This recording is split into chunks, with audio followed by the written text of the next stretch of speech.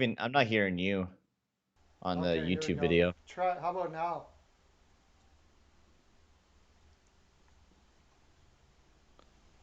It should be good now. I think it's just you. I think they're able to hear me.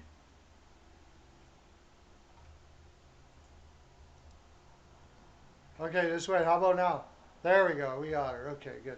We're Anyway, good so now? let's go back. Let's go Perfect. back again. You had a bit of a surprise last night. Yeah, yeah.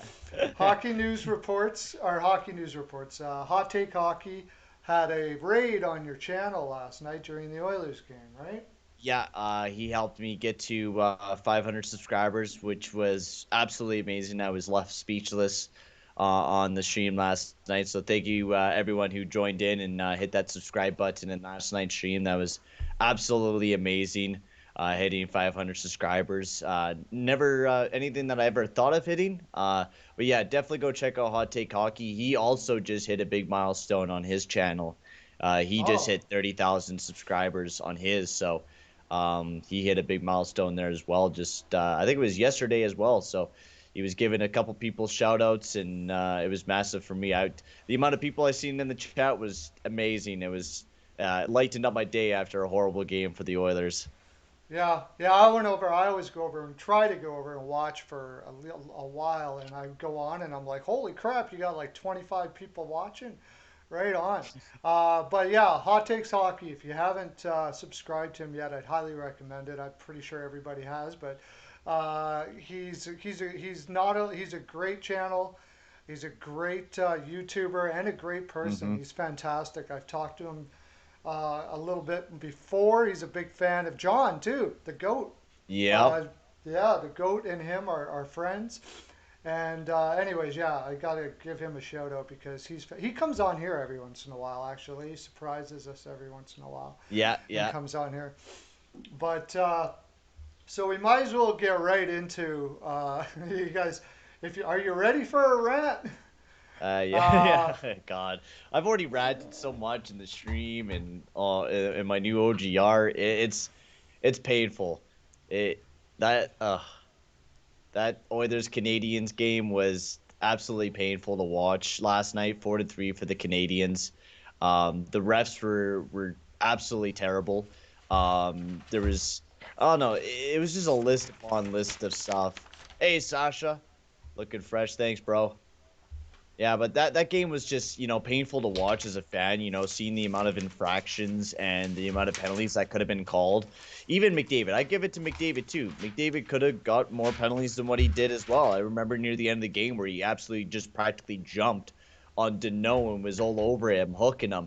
But I mean, that's the type of game that the refs were allowing. It felt like I was watching hockey from the 2000s when hooks were allowed and you see all that type of greasy stuff. That's the way that Montreal Canadiens play, and they played that game very well against the Oilers, and they were faster, without a doubt. They were faster than what they were on Monday, and I give full credit to the Canadiens. Even when the refs were terrible, the Oilers just did not play a very good game against the Canadiens, even with the refs being terrible.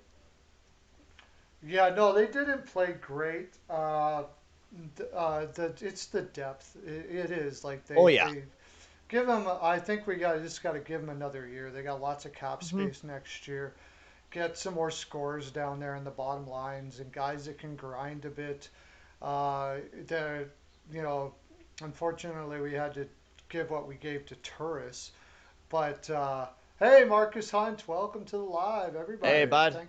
That's my OG. He's been subscribed to my channel since like under 100. He was one of my first big fans. Oh no, Laner didn't go and do something stupid, did he? No, he went. Yeah, he had a rant about the vaccine because he got the vaccine, and apparently the NHL just want to change the rules to relax them a little bit. So Laner feels like he's in jail right now, like in prison, Oh and jeez. was saying that like mental health matters and is trying to push the NHL to kind of relax the regulations at least for the Knights because I think a lot of them have been vaccinated, so that's why I think that was what the rant was all about. Hey, Oh now how's it going, bud? well, we got to remember Laner did have some mental health issues there too, right? Oh yeah. So Oh yeah. it's kind of a touchy subject when you're talking It about is. somebody who's gone through what he's gone in the last little while. He's gone through a lot. So I mean, you know, I during my time here in COVID, like I'm stuck in my dorm room all the time. It is hard on a person mentally and part on later mentally because you're having to follow these tough regulations 24/7, and it's pretty challenging to deal with this certain stuff. But even if you are vaccinated, I'm pretty sure you still can carry COVID. So I think the NHL is just trying to keep everyone safe right now until every team is vaccinated. I think that's the Hmm. biggest thing the NHL is waiting for is just to wait until everyone is vaccinated. Even if the entire Knights team is vaccinated, the NHL is just waiting until everyone is. Yeah, and it's not only that; it's you got rules to follow, and they are NHL players, and they have a spotlight on them. So they have the government probably views it in a sense of because that's where it's coming from, right? They're doing what they're told to do. Yeah, Yeah, they're not going to go and have more restrictions than what they're being told to have. and they're So not gonna whatever have they're being told. and they're not gonna have different restrictions on different teams. It's just like how your Hmm. mom always kind of teaches you like it's always about having evenness. Like if you get this, your brother gets this, right? Like and that's the way I see it, right? Like the Knights just can't be able to do everything willy nilly. They can't just do whatever they want while another team has to follow the restrictions. That's not really fair to that other team that has to follow the restrictions very tightly while the Knights can go and do whatever they want. So I mean, it sucks for Robin Lehner. Mental health is a very tough conversation, and it's Yeah. been a tough year for a lot of these players. A lot of these players are going through a lot of the things that Lehner's feeling. Everyone is feeling the Hmm. same way that Lehner has been feeling during this COVID time, and we'll get through it. It's one of the toughest years I think the NHL has gone through, but we'll get through it. Yeah, yeah, lowest. Yeah, it wouldn't be fair because it's tougher on a team that has to go through the restrictions, and the other one can just do whatever they want. Yeah, Not to mention, I mean, it might not be coming from a guy that's going to get too much sympathy playing for the Vegas Golden Knights, who are basically crushing the whole league right now. It seems like they're getting through it yeah, 8 okay. wins in a row. They're Yeah, nuts right they're now. That's another team that we got to talk about because that team looks insane. It's Stone. oh, Like, my Stone. I was gosh. watching. I mean, first of all, San Jose sucks at defense, but man, Stone is just oh, he's unbelievable, unbelievable. I love the Maple Leafs. Campbell's in tonight, so you figure the Leafs will lose tonight. That's funny. You got I have some friends that are Leafs fan, and they're down on Campbell. He It's won see, 10 games in a row this year. it's like almost like So I don't know. Like it could be the exact same thing. Either Jack Campbell could be the next Andrew Hammond, the Hamburglar there in yeah, Ottawa, that's or right. Yeah, right like like that's the thing. Like the goaltending's sketchy there in Toronto with David Riddick. David Riddick was struggling in that last game there. And yes, the Vegas Golden Knights are officially in the playoffs. Yep, they. I think they're one of the first teams to clinch a playoff spot. I think. But yeah, I think Jack Campbell will bounce back. It's a couple rough games. The Toronto Maple Leafs haven't been playing so well as a team either. So they need to have no, some bounce back in their game, especially since they lost two in a row against the Canucks. And I mean, the Canucks played a great game. Give it to them. The Canucks played an amazing game. And I'm yeah. excited to see how well they do tonight again.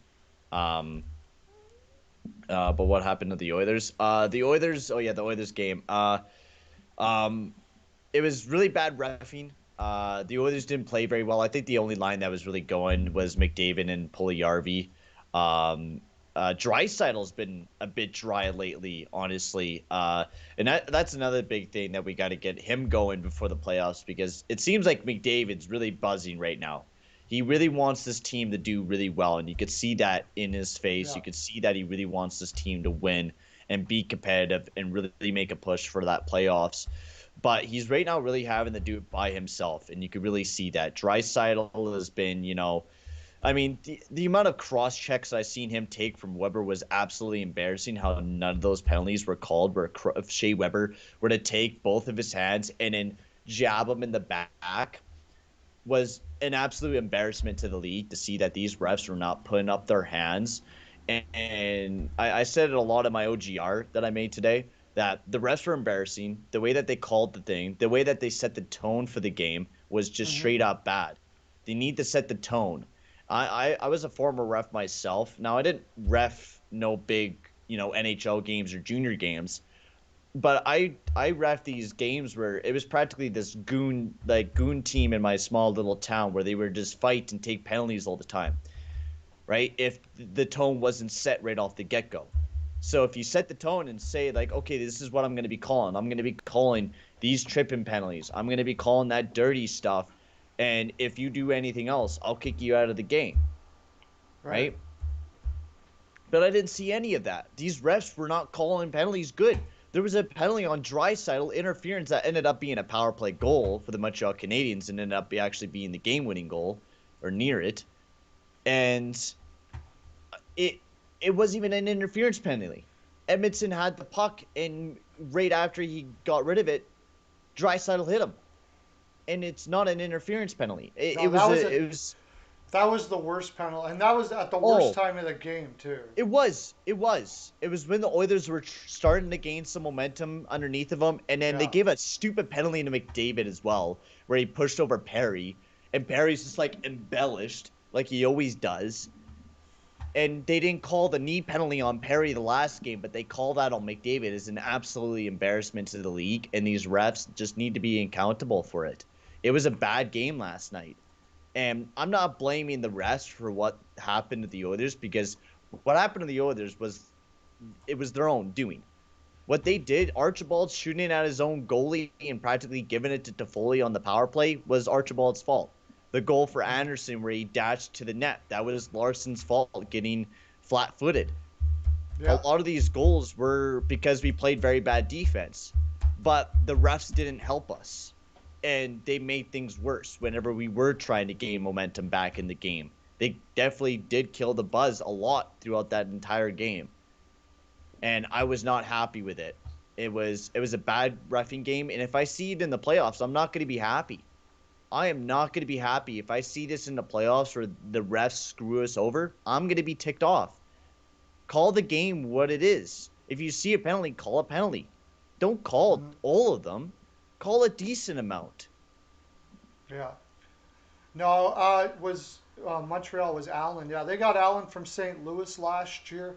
Uh, Fortunately for them, actually, because Price has been poopty this year or injured. So Allen's been the better goaltender between the two for sure. Um, and that was the thing you were saying, like the way the the Oilers are really they really need flow to a game. Yeah. That's the way to beat the Oilers is break up the flow.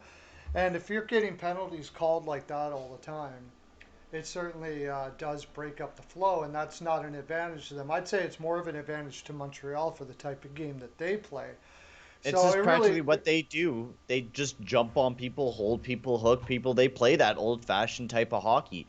They almost remind me of like a very old-fashioned New Jersey Devils team, the way that they play out on the ice, right? And I mean, anything can happen in the playoffs, but if the Canadiens play like this against the Toronto Maple Leafs in that 7-round series and other teams, Montreal could make it very deep. But the problem is their goaltending. If they actually had good goaltending and it yeah, wasn't Allen and Price being, sketchy every time they go out there, the Montreal Canadiens could be a very, very good team. yeah. I No, wouldn't I agree. necessarily say that Chris Russell's bad at defense. It's just, he's top six. He's playing top six time. He's not the worst at defense. He's a defensive defenseman. When you ask him to touch the puck, he's don't ask him to.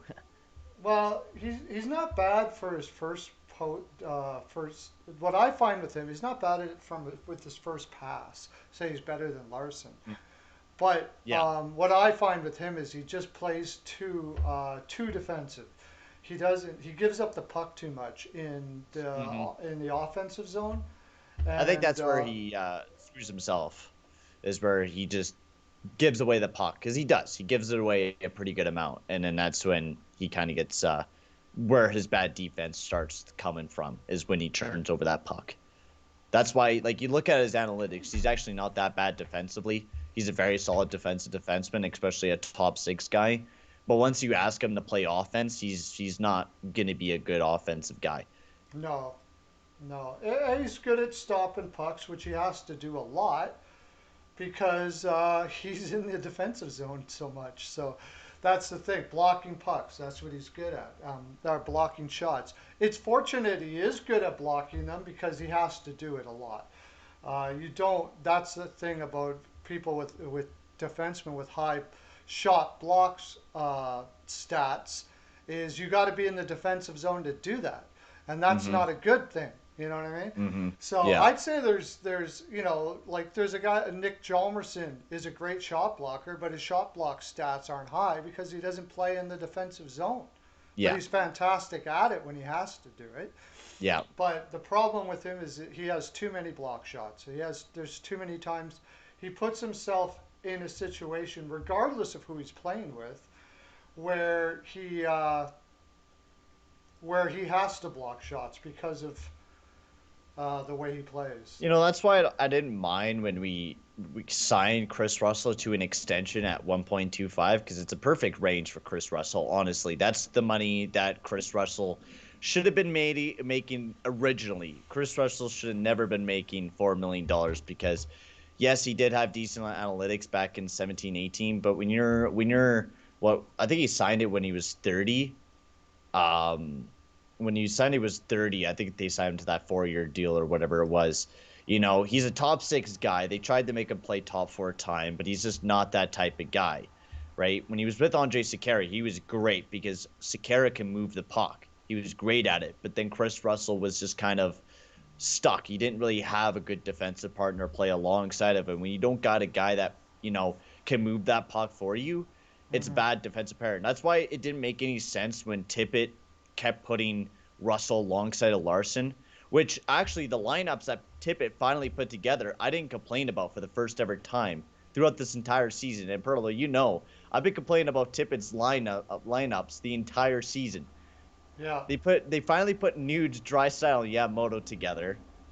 I mean, we wanted Cahoon up on the top line, but Archibald got put up on the top line with McDavid and Puljujärvi, and Nurse and Bear finally got put back together after having a great game on Monday, which they didn't look too bad, but they looked like they got mangled up by the Habs. yeah. I was going to say here the scores for that. The score was 4-3, right? Yeah, 4-3 Habs. It wasn't in overtime though. Avatar had 4-3, but in overtime, I think I said 4-3 Edmonton in overtime as well. So if you reverse that, I would have won it. But you said 3-2. I said 3-2. I was a Yeah. couple off then. And then Serrano had 4-3, but also in overtime. Habs screwing you again, yeah. The thing about the Habs, they don't have a bad team, but considering everything they did in the off season, they're not good enough for what you No, want to I see. know. I always hear like from Canadians fans, like from in my chat or whatever, and they're always pretty cocky about their team. But the way that they play is so inconsistent. It's like Hmm. sometimes they're able to light you up, and then there's other times where, like you've seen on Monday, the way that they played.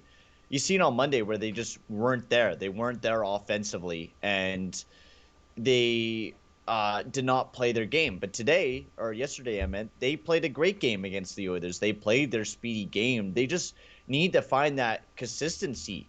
Under Ducharme, they're like 500 basically, and that's not what you want under a new coach. You want to be above 500, Yeah, and especially with how Vancouver's playing right now. I mean, yes, they're 10 points behind, but they have a couple games in hand. They have 5 games in hand for the Vancouver Canucks, and they have a possibility of catching right back up with the Montreal Canadiens if they win every single game. yeah, yeah. I just don't see it happening with this crew. There's not enough guys that score consistently. Although Tyler Toffoli's having a great year, Josh Anderson, when he's in the lineup, Oh is all man, right. Yeah, he had two last night, right? He Yeah. was flying last night. You He know who was I really like? buzzing last night. You know who I liked last night was Arturi Lehkonen. I thought Arturi Lehkonen had a fantastic game for the Montreal Canadiens there. He's getting ice time now with this new coach and seems to be doing pretty well uh, Yeah, with it. he does really good against the Oilers because I think the three out of the four goals that he scored this year were against the Oilers, and he does pretty well against us. It seems like, but he's been struggling a little bit this year. But he was definitely buzzing a little bit tonight. Um, he was getting some nice shots off there on Smith. He was generating some offense. Yeah, I was really liking the way that he was playing a lot during that night. He was really, really good. I was really excited by the way that he was playing. Same with Josh Anderson. Josh Anderson really had the speed going. And I think they wanted to win that game for Carey Price because they were right after Chase on right off the get go. And Montreal was buzzing right off the get go. I think the first Yeah. period it was like 13-4 for shots for Montreal.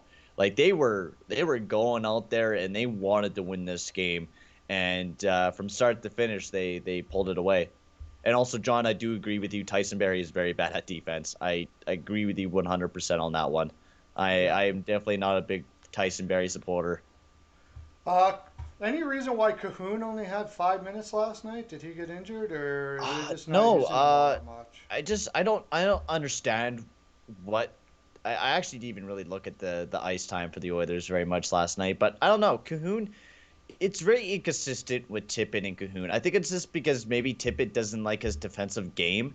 But the thing is, why throw out what was it, Chase on who played 15 minutes? Why have him slow? He's a sloth out there, and the Canadians were flying. Why not throw out Cahoon a little bit more, right, to get things buzzing a little bit? But even Devon Shore. Devon Shore only played 7:33 as well. But I think Cassian did get injured in the game, so that means a lot less ice time for the depth because the depth didn't get very much ice time. Like Gaetan Haas only got 9 minutes and 34 seconds. Cahoon 5 minutes. Shore only got 7 minutes last night as well. Like McDavid played 27 minutes last night. Same with Draisaitl. Yeah, Nuge coming back from injury. that's not enough for Shore either. Shore's been really playing well. I think it's just, Tippett was trying to get us going and he knew that the depth wasn't going to score very much goals. Usually we see a lot more, I guess circulation, but right near the end of the game, I think McDavid played like the last 5 minutes of that game. It felt like there wasn't very much of a line change near the end of the game. It was a lot of McDavid playing. So I think that's the reason why, but I didn't see Dominic Cahoon like at all No, during that game last night. I didn't even really say his name during my play-by-play. yeah, He he was only very played quiet. 5 minutes. He only played 5 minutes. Yeah. Yeah, that as well. I would like to see Dominic Cahoon play a little bit more because he is another offensive weapon that we could use. He could even play up on the top line. But that's the thing, right? Like the way that I look at the Oilers. Hey, Hockey News Report. How's it going, bud? Oh, hockey news reports is here. Nice.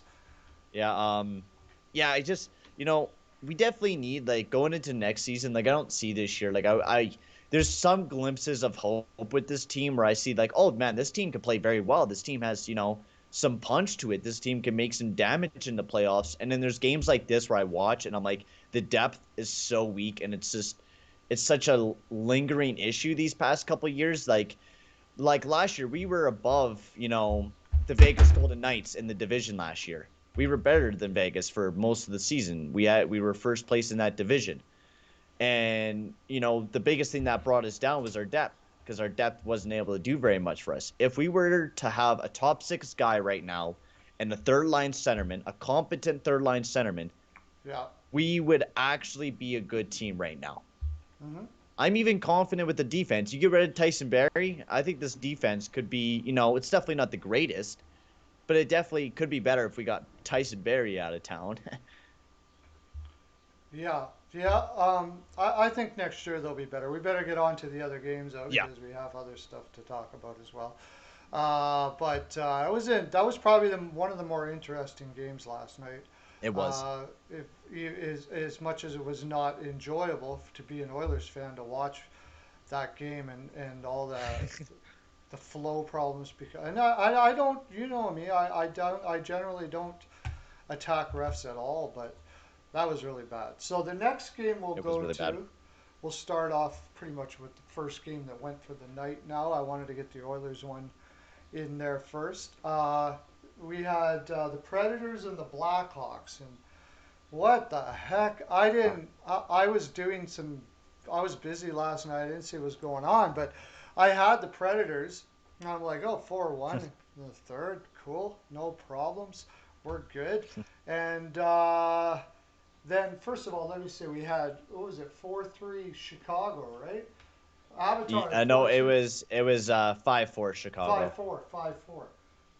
Hockey News Reports had 5-4 in OT, but I think it was Nashville. Jeez, I didn't write that down. Uh, I had CL had 4-3 Preds. Serrano had the Hawks, and Avatar had the Hawks.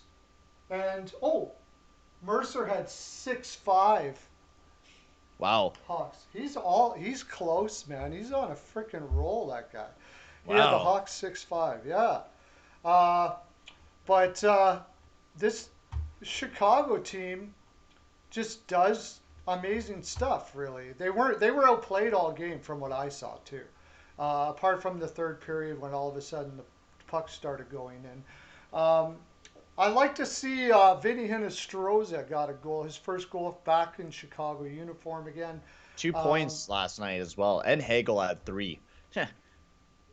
Hagel had three. Yeah, like where do they find these guys in Chicago? I mean, it's amazing what I don't know, man. they They they just they work things like a genius. I don't know. Their development there in Chicago is amazing. And you were right. Like Nashville, like I didn't really watch very much of the game, but I was listening to Off the Wall Hockey. Go check him out, the absolute legend. He was live streaming the game last night, and yeah, Nashville. Like he even thought Nashville was going to win because didn't Nashville dominate Chicago throughout their season series this year? It's been mostly Nashville, and this was a big one for Nashville as well because they wanted to kind of keep their spot alive in the division because Chicago's creeping right up on them right now. Chicago has 49 points. They have 52. Dallas is up there with 50. Even Dallas can creep their way on in there. They have a four game winning streak right now. So lots of things not going right for Nashville, but we weren't expecting Nashville to make it into the playoffs anyways. But yeah, in the first period, it was 16-11 for shots for Nashville, then 14-10. And then it just kind of things just changed in the third period, right? Like just goals just started going in.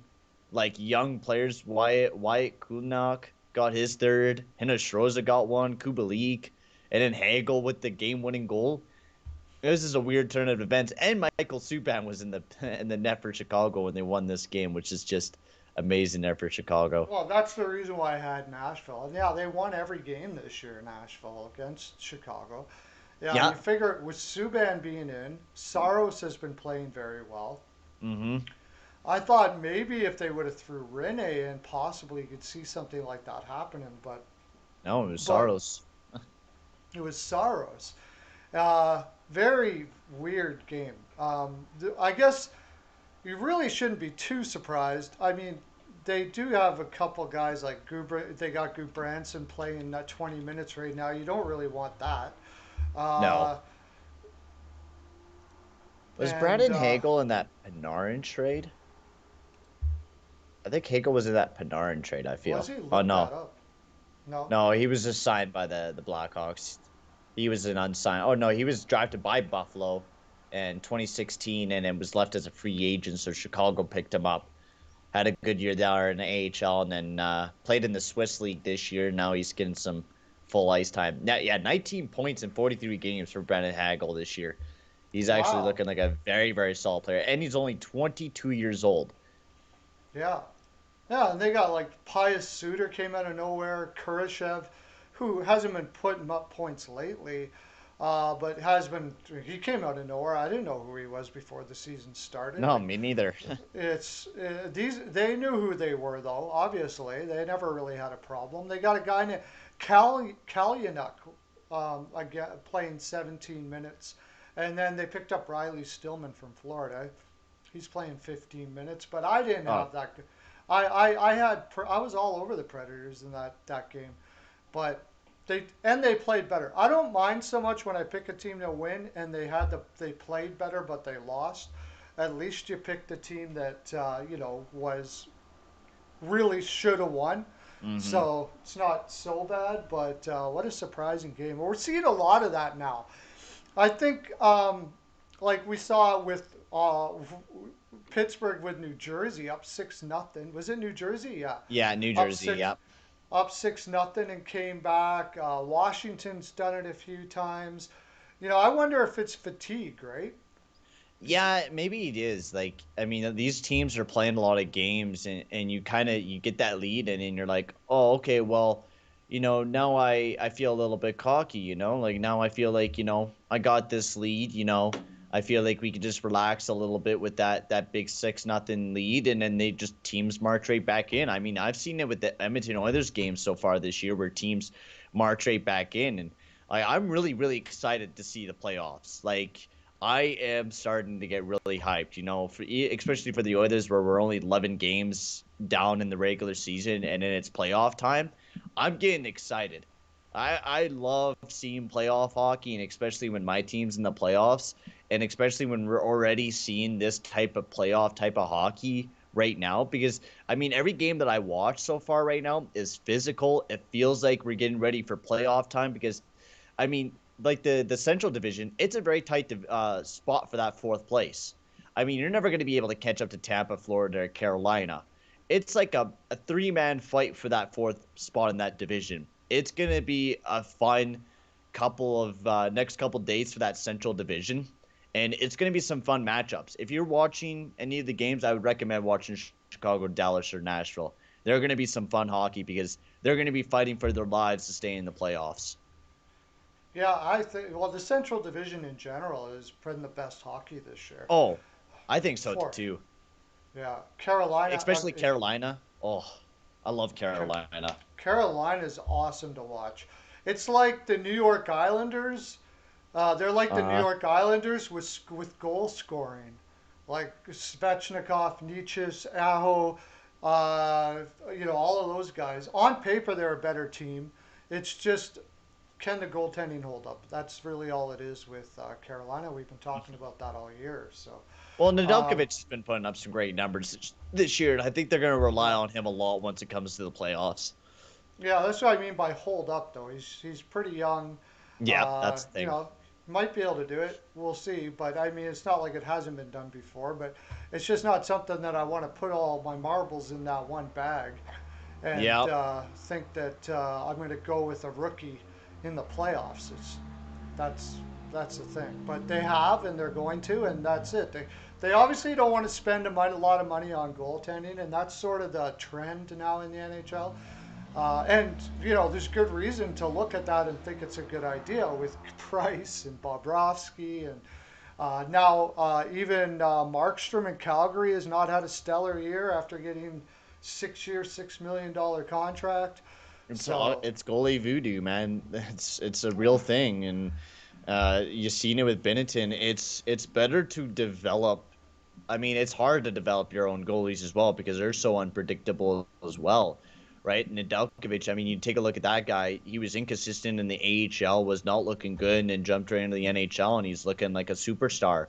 And that's the thing. Like, you can't always guarantee yourself that that goalie is going to be a good goalie. And I mean, I think you're seeing, some goalies are great when they hit the 30s. Some goalies are great when they're in their 20s, right? You take a look at, for example, Cam Talbot, who, once we get to that Minnesota game, we got to talk about Cam Talbot because he absolutely robbed the Arizona Coyotes.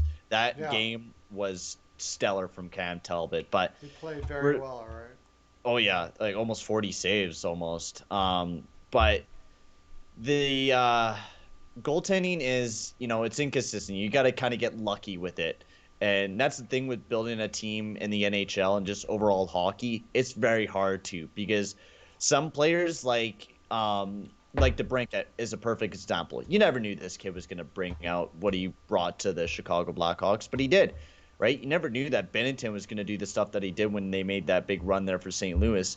It's just random luck when it comes down to the NHL. It's about, building up your team with prospects. So you hope maybe that player can break out and be a huge superstar for your team.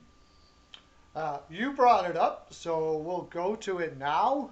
The Coyotes versus the Wild, and yeah, the Coyotes outplayed them the whole game. I was like watching that game. 4-1. I had the Wild, but I was like, I don't know, and I was on the fence about that because the Coyotes have a game that can beat the Wild. Hmm. It's fast paced. They take away neutral zone quite a bit. You know, they Yep. mess up your flow quite a bit. Like the Oilers would have a difficult time against them.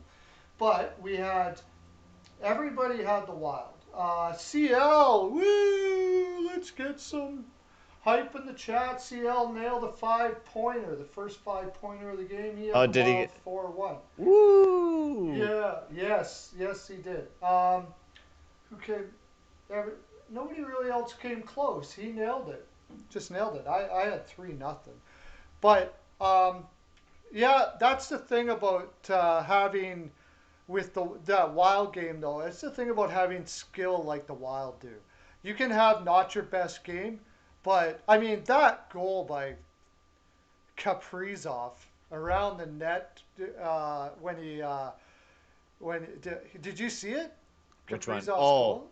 oh yeah, I did. My lord, the guy is nasty. Honestly, when you watch, like, I love watching Minnesota games. First of all, whenever I have a chance to watch a Minnesota Wild game, I watch it because of Kaprizov. Honestly, Kaprizov is, I think, really a fantastic winger, and not just that, he's a fantastic skater. The way he's able to pivot on his skates, the way that he just moves so like freely, and the way he handles the puck. Because that goal, he was able to bring out Darcy Kemper, and then you think like, oh, Kaprizov will probably just wait, look for an open guy, like how they usually go.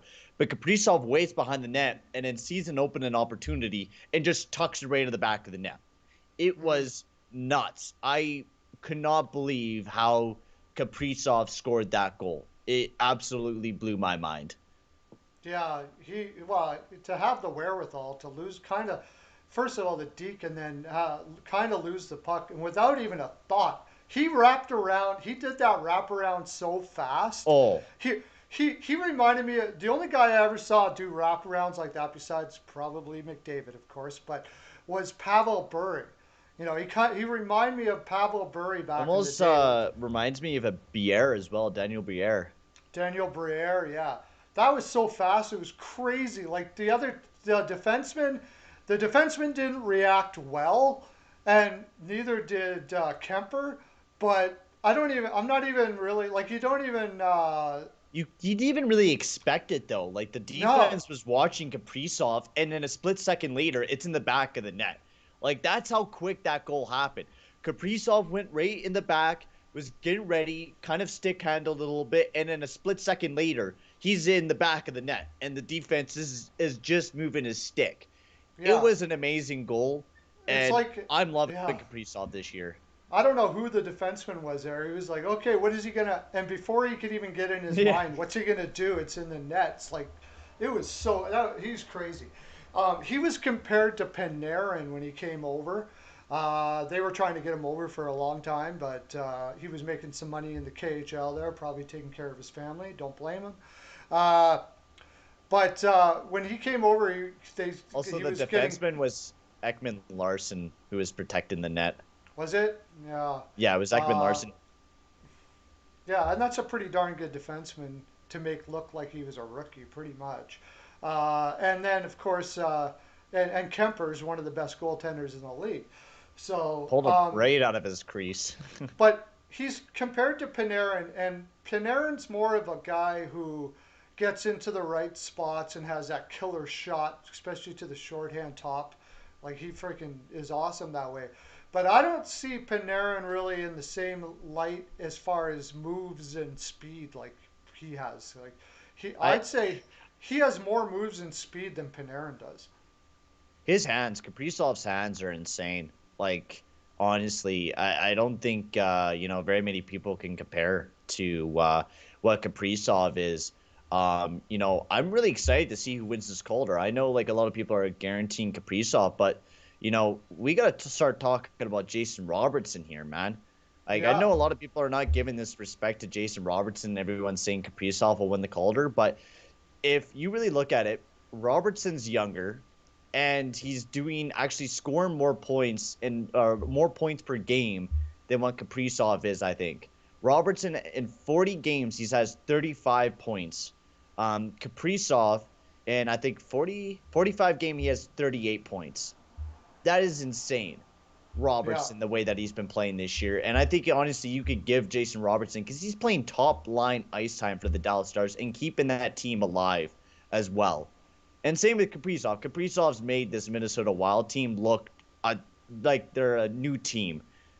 Kaprizov just brought something there, and even Dean Evanson, the new head coach there, brought something there as well. I mean, that team there in Minnesota is just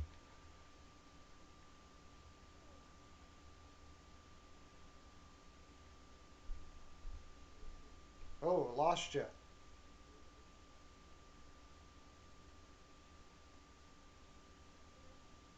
Hello? hello, you there? Yeah, I lost you there for a second, but you're All right, back. Yeah. all right, perfect. Yeah, I was glitching no, out Dean there. Evanson's done great for that team. A little bit on the Coyotes, I would say, they're not as bad as I thought they were going to be this year. Um, I know they got, me and you hated them. We're like, yeah, this team's yeah, gonna be bad. yeah, but and they've got a great work ethic, and Rick Tocchet has been doing an excellent job with that team. I got to say, for sure, because on paper, they shouldn't even be close this year. well, no, it's just because St. Louis is playing like garbage this year as well. Like, honestly, like even San Jose is up there with St. Louis, and that's pretty damn bad there for St. Louis. So, yeah, Arizona's been playing very good. I thought Arizona was going to be near the bottom of the division, to be completely honest with you. I think I put them in seventh in my ranking for the Arizona Coyotes, and they have blew my prediction way out of the water with how well they played this year. They definitely need to build a better team. I think, if you put this team, it's kind of sucks that Darcy Kemper's just kind of dwelling there in Arizona because Darcy Kemper could be one heck of a goalie anywhere else. And he is still, even in Arizona, he's playing some great hockey. But I think Arizona Coyotes, if they were just a bit better of a team, they would be fantastic right now, especially with Kemper in that back end. Yeah, I agree. I'm trying to think. Keller is he ever going to be what they thought he was going to be? I don't know.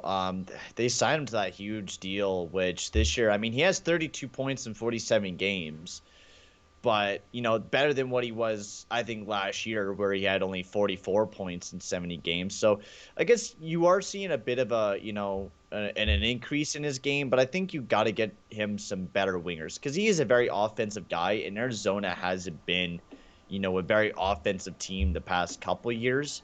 And Hmm. I think they just need to find him, a goal scoring guy to help out with Keller. Because I mean, this team is 21st in goals for. They're even kind of bad defensively as well this year with 23rd in goals against this season. Like I actually, Phil Kessel's actually having a comeback year this year as well with 35 points. But um, they just need to have some more depth scoring. I think that's the biggest thing that they need to have. Right, Yeah, they're relying on a lot on Dvorak, Schmaltz, Garland, Keller, Chichurin, and Kessel, and then everyone else is just kind of all over the place. You're not really seeing Chikrin any depth goal scoring. Chikrin would be getting Norris consideration if he wasn't playing in Arizona. Actually, he's been an unbelievable year for the Coyotes. Fantastic defenseman. I don't. They're going to have a lot of work to do on that team. Uh, the question is, do you think that St. Louis will catch Arizona? I think so. I think so. Um, I think there's a possibility. I think St. Louis needs to start playing a lot better though. That's the biggest thing. They gotta get their. I don't know. They just gotta light some fire underneath of them right now because they lost two games in a row. Once against Arizona, once against Colorado, and they're facing Colorado 3 games in a row coming up here Yeah, today and on the 24th and the 26th. yeah, They need to win two out of these 3 games because if you don't, then you have to go up against Minnesota and then you go up against the Ducks. You got a very tough schedule for the St. Louis Blues because they have a series against the Wild, then against the Ducks, then against the Knights, and then they finish off against the Wild. They got a tough schedule coming, and they need to start playing their top hockey the way that St. Louis can play. Because if they can't, I don't see the St. Louis Blues making it into the playoffs. I could Yeah. see Arizona making it in instead of St. Louis just because of St. Louis is tough schedule. I could see Arizona squeaking it in there, but I don't see Arizona making it out of the first round. No, even if they make it, that's the thing. And that they got problems there where they don't have draft picks, and Armstrong has got a lot of work to do there in Arizona. He does, and no It's first round pick this year either. Yeah, It's they gonna don't have be draft picks, and if anybody can do it, it's him though. He's one hell of a hockey mind. He did a lot for that St. Louis team, coincidentally, and he already set it up pretty good. He got some guys in there that play the way he's going to want his young players to play, uh, namely Pitlick and guys like that. And then well, we'll see what happens with Arizona.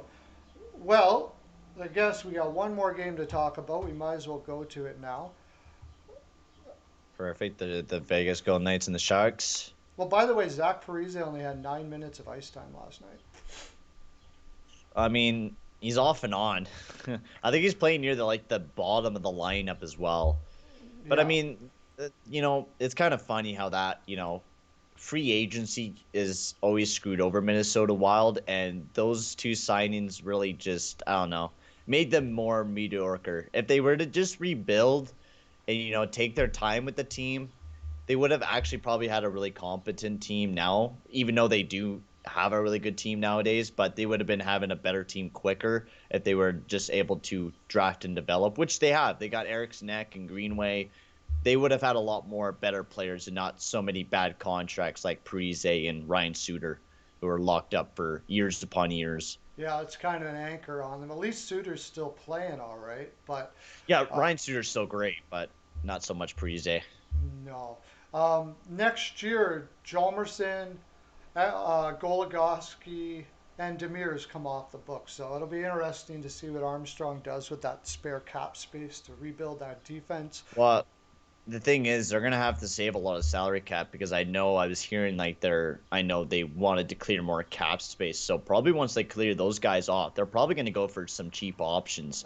I feel like they're gonna rely on Ostra, they're gonna rely on Labushkin, and they're probably gonna rely on a lot of their young defensemen to jump into the lineup. I don't know if they're gonna go, crazy at free agency. I feel like it's gonna be a quiet one for Arizona this upcoming season, and they got to re-sign Garland, so that would be a big one. I kind of differ. I don't think it's going to be crazy, but they got to fill out that defense because they don't really They have do. much. They don't I really have. think they'll fill it out, but I don't know if they're going to be picking up any like big named free agents out Probably there. not. Probably not. No, they're going to be building, building, building, and it's going to be quite the challenge for Armstrong to do something with that team. Okay, next game.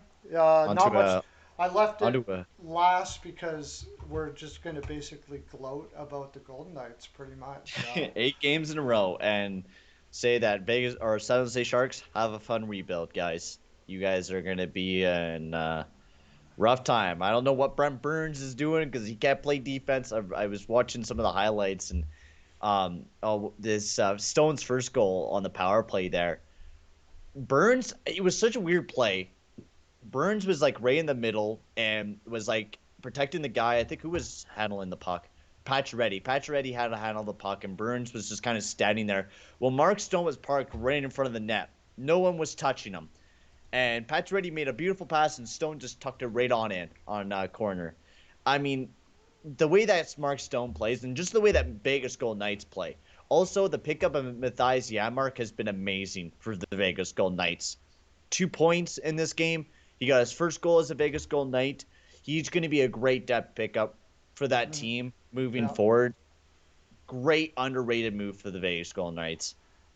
yeah. Oh, yeah. The depth on this team is, especially on forward, is just ridiculous. Alex Tuck would be Oh, a first liner. Wouldn't you love to have Alex Tuck beside McDavid? Oh my gosh, what that Oh, would be dude, well, like this insane. guy has been a 20 goal scorer. Last year he struggled. I think he was a little bit injured though too last year. But this year, 17 goals in 45 games. Right? Like Hmm. this guy is a tank out there too. He's a big boy, 6'4", 220 pounds. He would be a beast alongside of McDavid. I feel this guy Wow. was an absolute gift from Minnesota, absolute gift, Yeah. and he's been amazing for the Vegas Golden Knights. Just a very and his contract's amazing as well. He's like making like 4.7 for the next couple of years as well. Steal of a move, great player for Vegas. I mean, everything that Vegas is doing right now is just amazing. Like this team is a very strong contender to win a cup this year, and I feel like they do. They've been wanting to win one since they lost to Washington, and I feel like this year is a very strong possibility. They're buying into Peter DeBoer's system, and you can see that the way that they play. They're very much buying into his system, and they're playing a very good, tight defensive game. And every lot out there, you don't really see very many players. Like the only line that's getting less ice time is the Sakara, Roy, and Carrier line. Everyone else is getting very much solid minutes. No one's really getting 20 minutes out there for that forward core.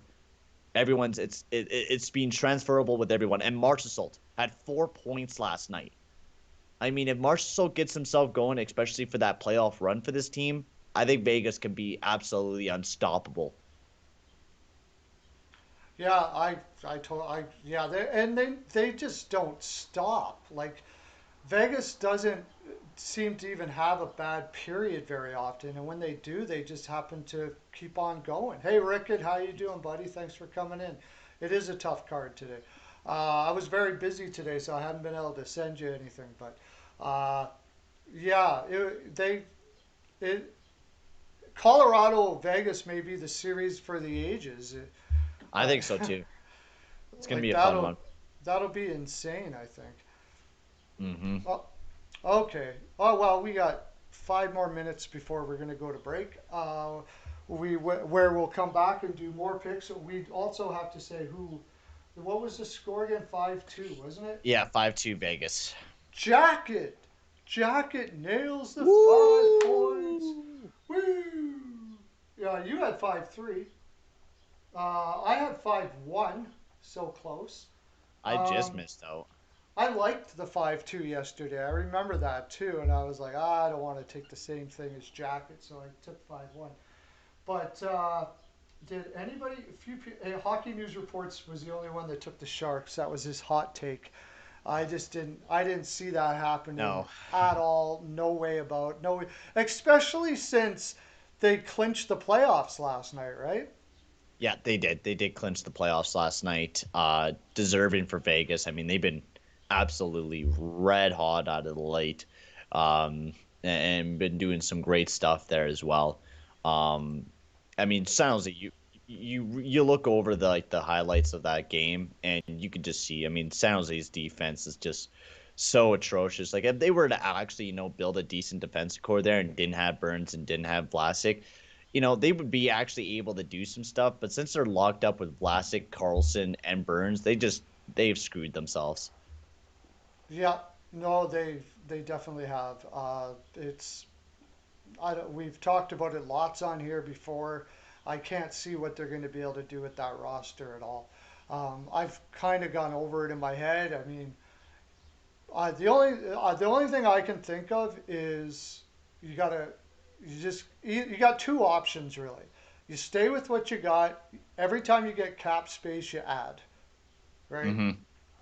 Because you Yeah, that's got what I would do. But I mean, sorry. the thing with San Jose, I think for them, I think the best thing is just it's so hard to know what they got to do because they're so stuck.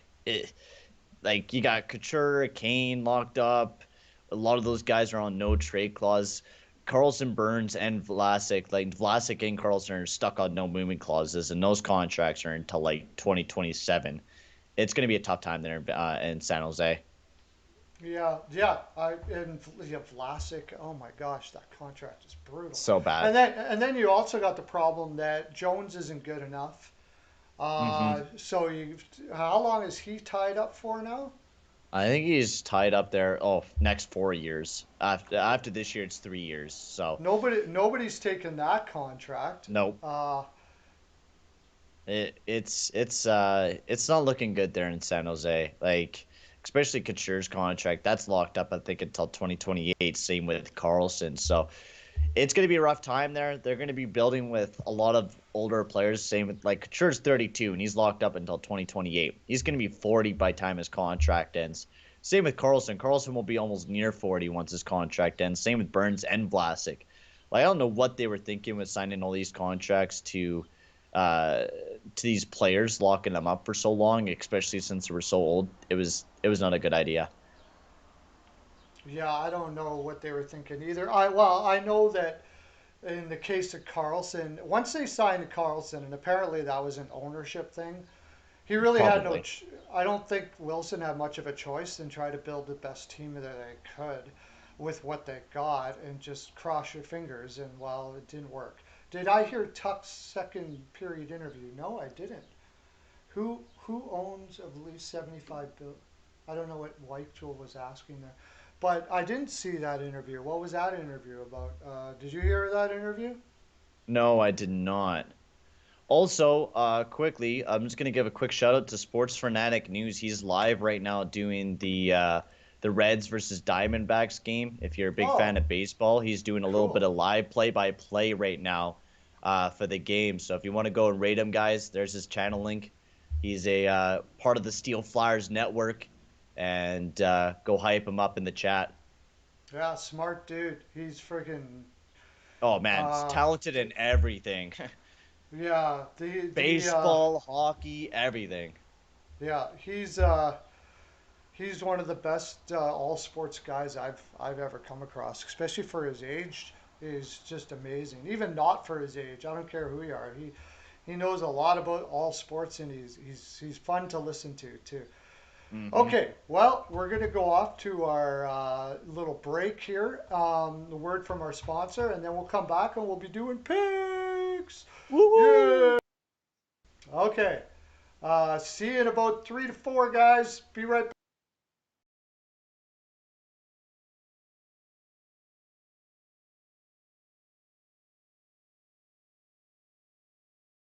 Greetings. This is Steel Flyers from the Steel Flyers All Sports Network, and we have two very special guests. We are delighted to be joined by Tracy Musser and Nicole Howard from the Canine Country Club Resorts. Tracy and Nicole are both managers for CCC Resorts and work at the Windsor or at the club, one of two locations both in Manheim, Pennsylvania.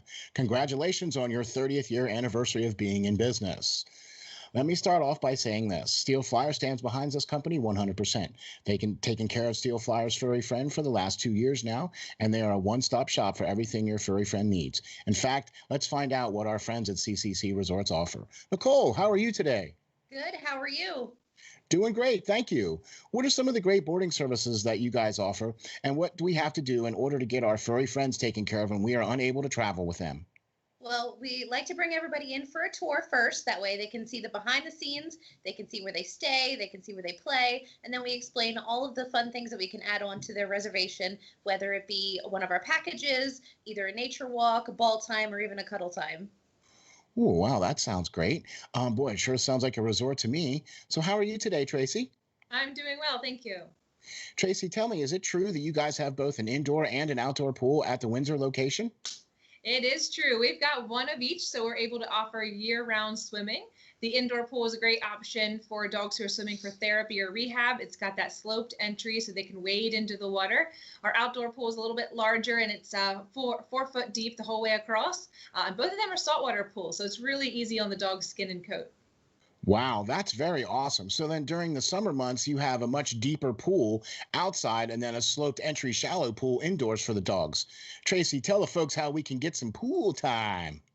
Well, the first thing everyone does is come for an intro swim. We use that time to make sure the dog is comfortable in the water. We make sure they know how to get out of the pool safely, and we go over all the pool rules and etiquette with the clients as well.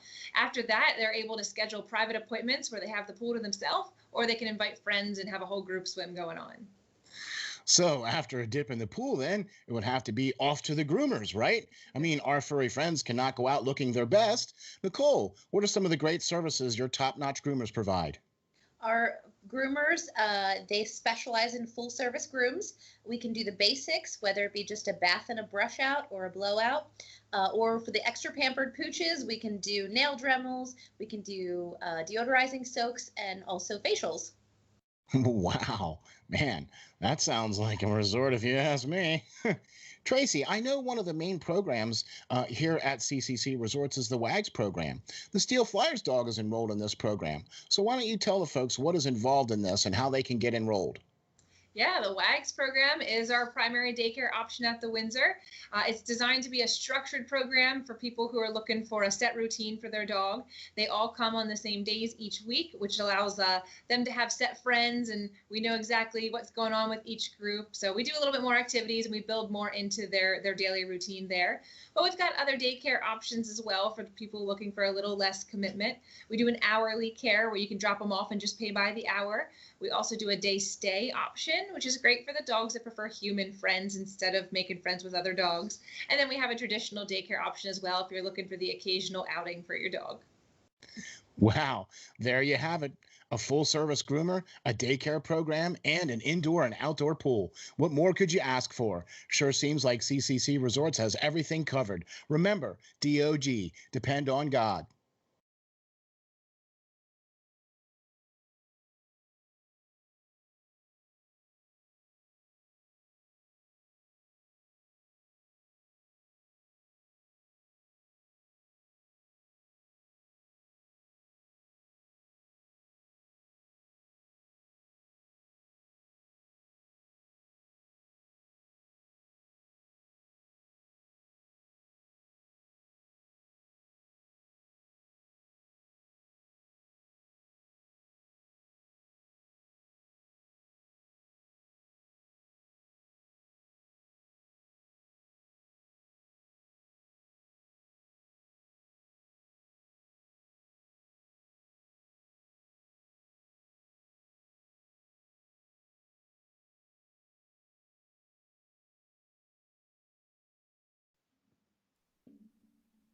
How's it going, boys?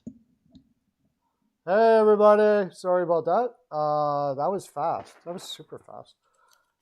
We're back, and we're going to be doing our picks for talking about each game and all that kind of stuff like that. What do we got? 9 games on the card tonight. Yeah, I got Toronto Flyers.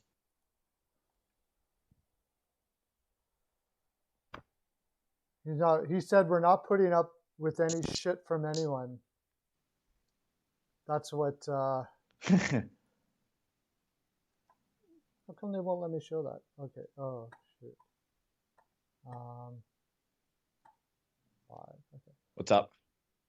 The stream just kind of went funky there, and it looks like it's going now. We're kind of freezing up a little bit. Okay, so tonight's games. Now we got through all of that. Hopefully the refereeing will be better for all the people involved. Like I said, I'm not a guy who goes against the referees very often, but last night was not a good night. That's for sure. No doubt about it. Okay, we'll be talking about all the games. I'm just going to bring them up here, and we'll look at I think the first one is Winnipeg and Toronto. I don't know who the starting goalies is. Actually, I'm gonna bring that up. I think I know Jack Campbell will be probably the starting goalie for he's back. Toronto. Hellebuck is probably the starting goalie for the Jets as well, I'm guessing. Both Hellebuck and Hellebuck and Campbell are both confirmed to be the starting goalies for tonight's game. Otherwise, Toronto and Winnipeg. This is going to be a competitive game. Winnipeg's going to look to kind of capitalize on the Toronto Maple Leafs struggling. Their last matchup, Winnipeg won 5-2, but it's been pretty back and forth between these two teams, though. I think Toronto has had the better hand in this series. This is going to be a fun game to watch. The Toronto Maple Leafs, they need a comeback win. They've lost 5 games in a row, and they're against pretty bad teams as well. The Canadiens, Calgary, the loss against the Jets, who's a pretty good team, and then they lost 2 against the Canucks as well.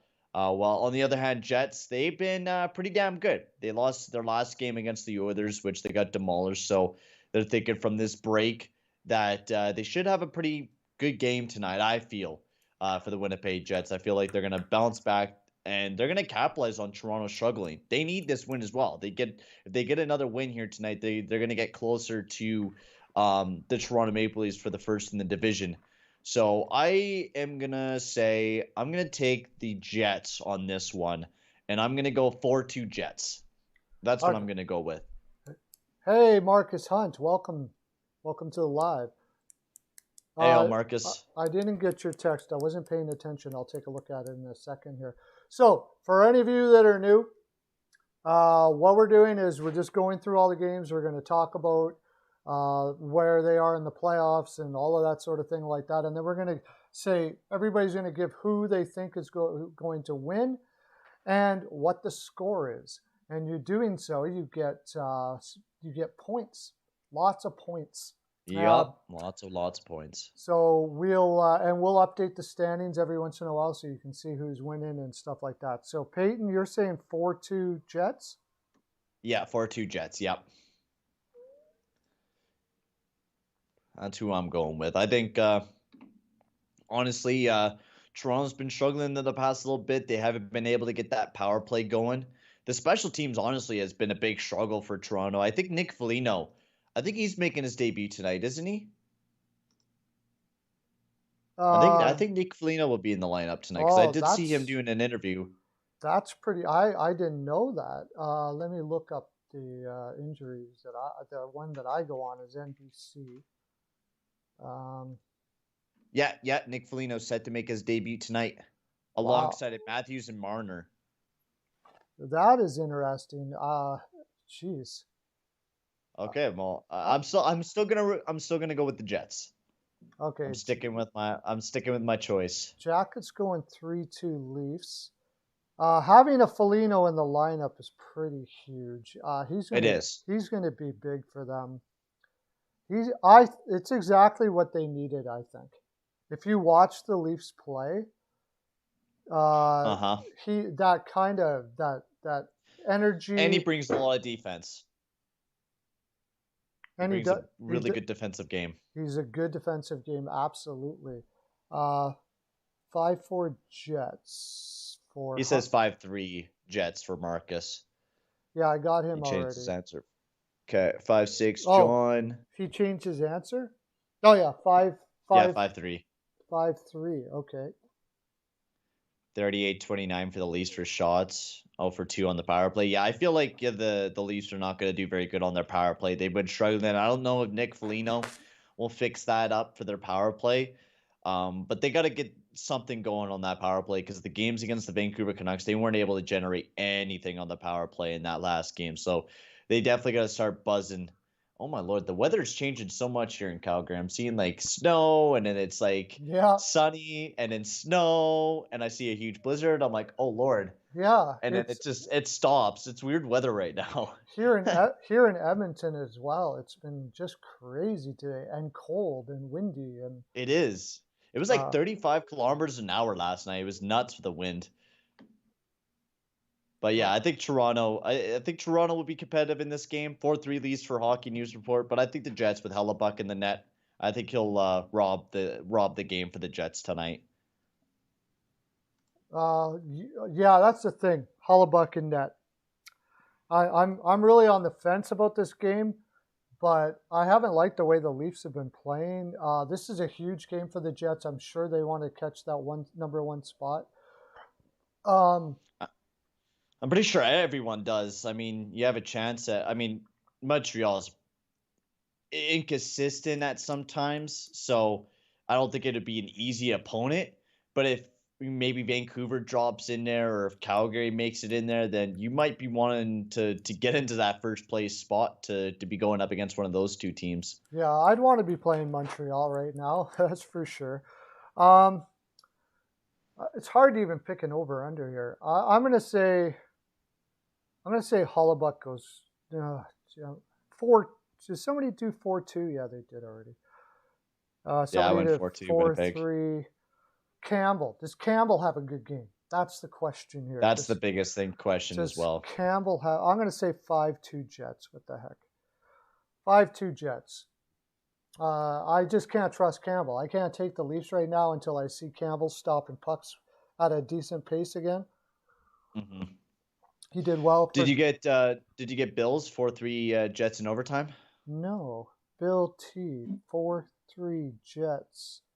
Did you get Kyle's 4-3 Leafs? Mercer, yeah. And then and then you got Avatar and all that. Perfect. Yep. Right. Okay, next game.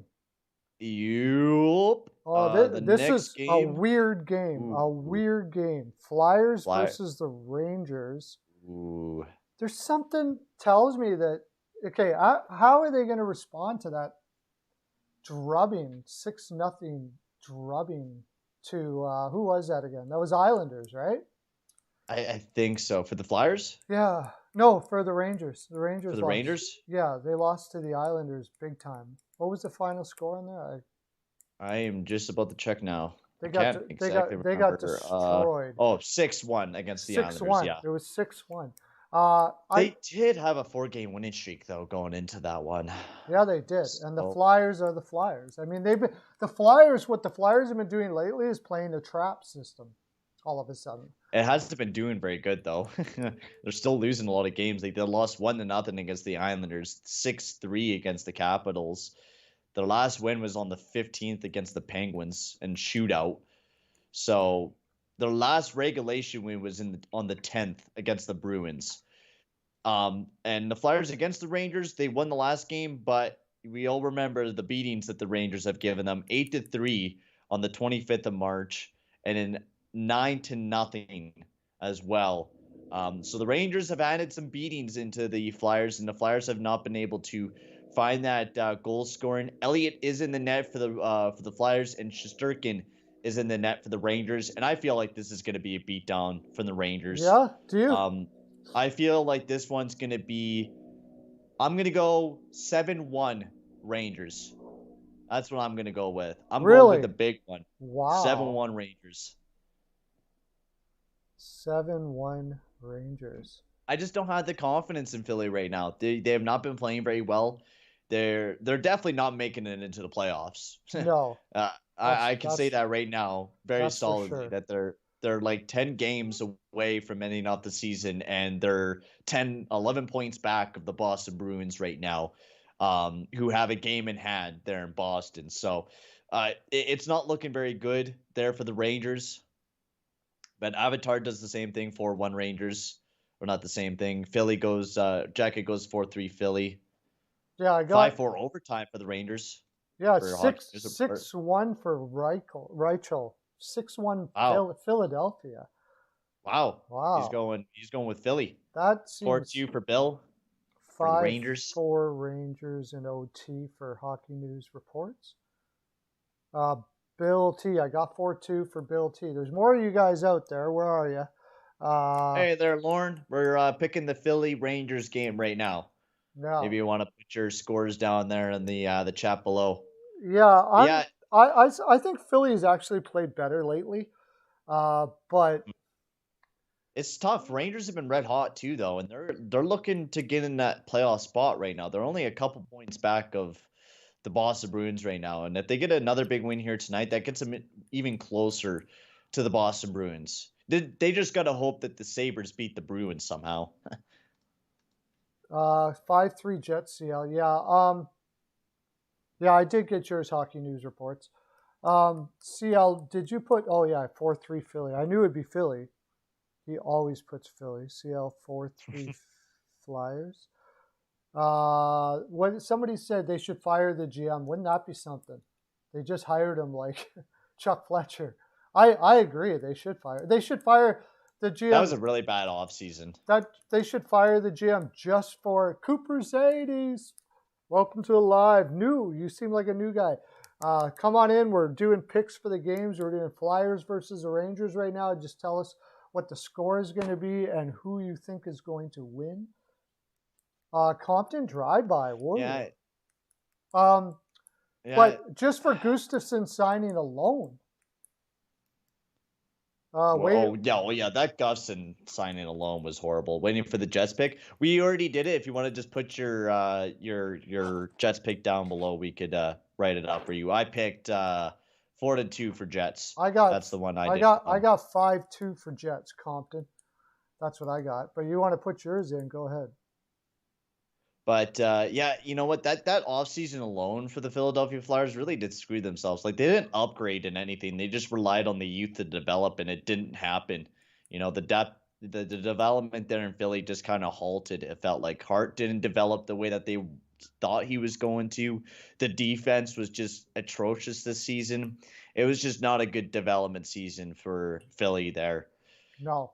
Wow. Like it was just a lot of bad moves. Simple as that. And they're one of the worst defensive teams in the league. Like out of that entire division, they let in the most goals throughout the entire division. They even let more goals in than what Buffalo lets in. Yeah. And they had an 18-game losing streak. Now they did. Now they lost Niskanen, but they had the worst defense in the league, and the moves they made in the offseason, re-signing Braun and were defensemen. So they tried to improve their defense, and it's the worst in the league. That's not very high. I don't think Chuck Fletcher is going to be getting any Executive of the Year awards anytime soon. You took the Rangers could be tired. Compton they did have a day break. Compton is taking the Jets 4-2. Just put who you want and 4-2 Jets. Gotcha, buddy. Patrick back tonight? I don't know if Patrick will be back in tonight. Doesn't really much matter whether he's in or out. The team's no better with him or than without him, really. Yeah, he has a -19 this season with only 8 points, and I am not a big fan of plus and minuses, but when he leads the team in plus and minus practically, it's not looking very good for him. He's horrible. He's been horrible this year, and it's hard to say that after coming off of injury and being such a high pick that he was. But that was a really rough draft year too, though. For that draft, I had Makar in that draft #1 overall. I don't know why Heischer and Patrick were so built up, but I mean, Patrick did get injured a lot. That's why he's just been kind of, I don't know. He hasn't been able to get to where he wanted to be in his career. Injuries have kind of set him back a little bit. I liked Heischer. I just thought, I don't know how they watched Makar and didn't see a Norris Trophy defenseman. I have no idea. I don't know. That was a weird one. That was really odd. And like, all the scouting reports, everything, were all putting Patrick up there or Heischer, and I'm like, no way. Makar's going to be the best one easy in that draft.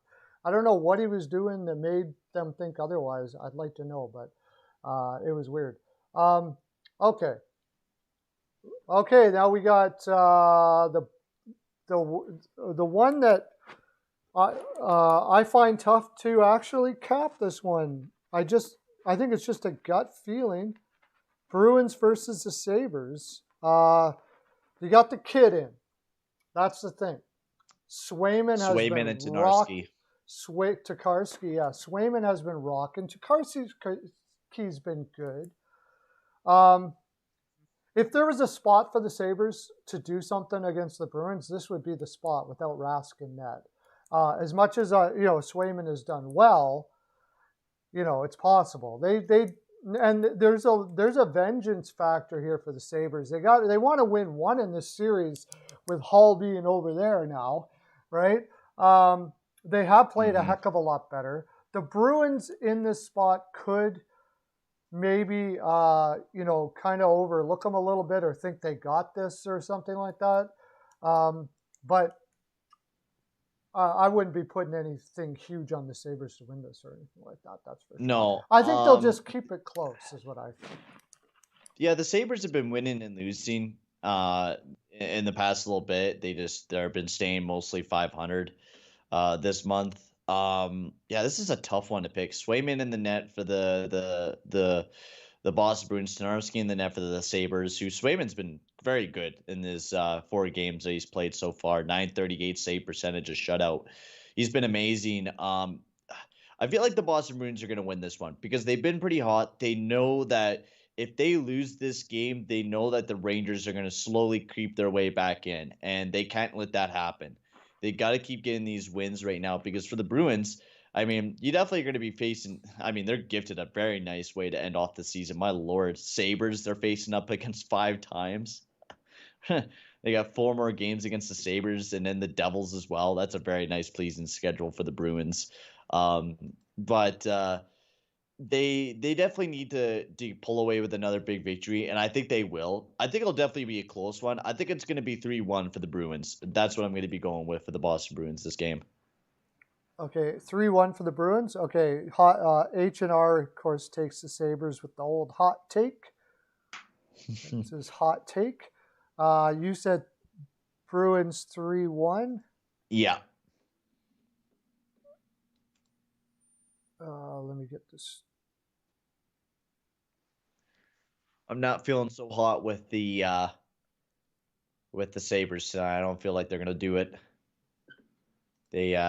The Sabres are a pretty good team. You know, they've been catching a little bit of that spark out of the late. They've been playing really well, especially Taylor Hall there in Boston. He's been a huge contributor in the past 5 games with 4 points. He's been huge for them. And their team looks like they're starting to gain that traction back. And Mike Riley's also been looking amazing there as well. 3 assists in 5 games. He's been amazing there for the Bruins as well. And I think they'll continue. Well, I got a little bit on the Buffalo to keep this close and just to keep it close. A 1-goal game. No, we haven't done the Carolina game yet. Yeah, we haven't did the Carolina game yet. Yeah, No. Compton, give us a score and and who you think's going to win there, buddy. Vancouver. I wonder why you put Vancouver. Vancouver's certainly not playing tonight. That's for sure.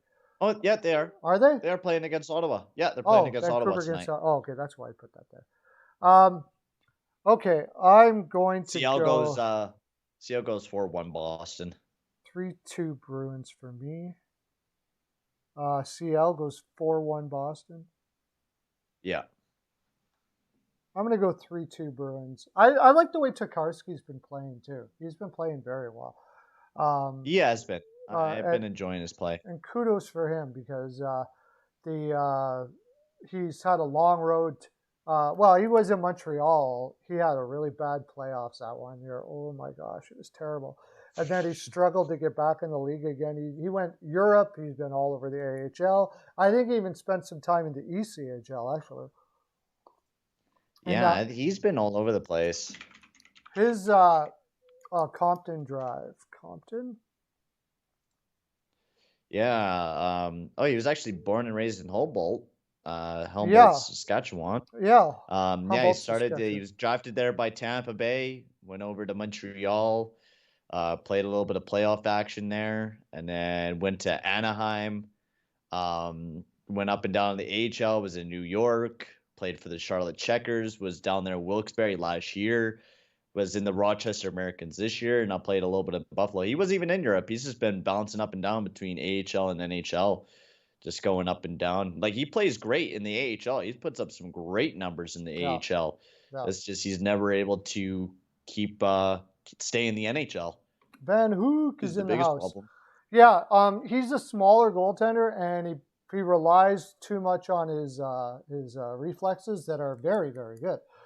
He's got fantastic reflexes, but he kind of relied too much on him, and he's had to recreate his game for the NHL.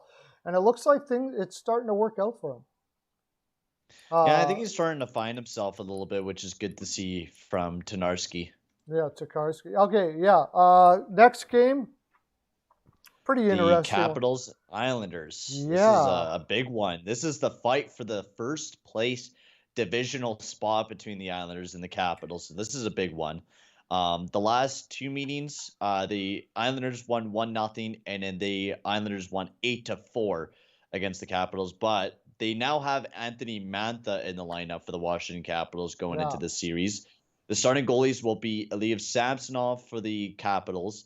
And it's not confirmed, but Varlamov is kind of the expected start, but that's unconfirmed. So We don't know who's going to be the starting goalie there for the Islanders, but no matter what, who's either in the net between Varlamov and Sorokin, they got two great goalies there.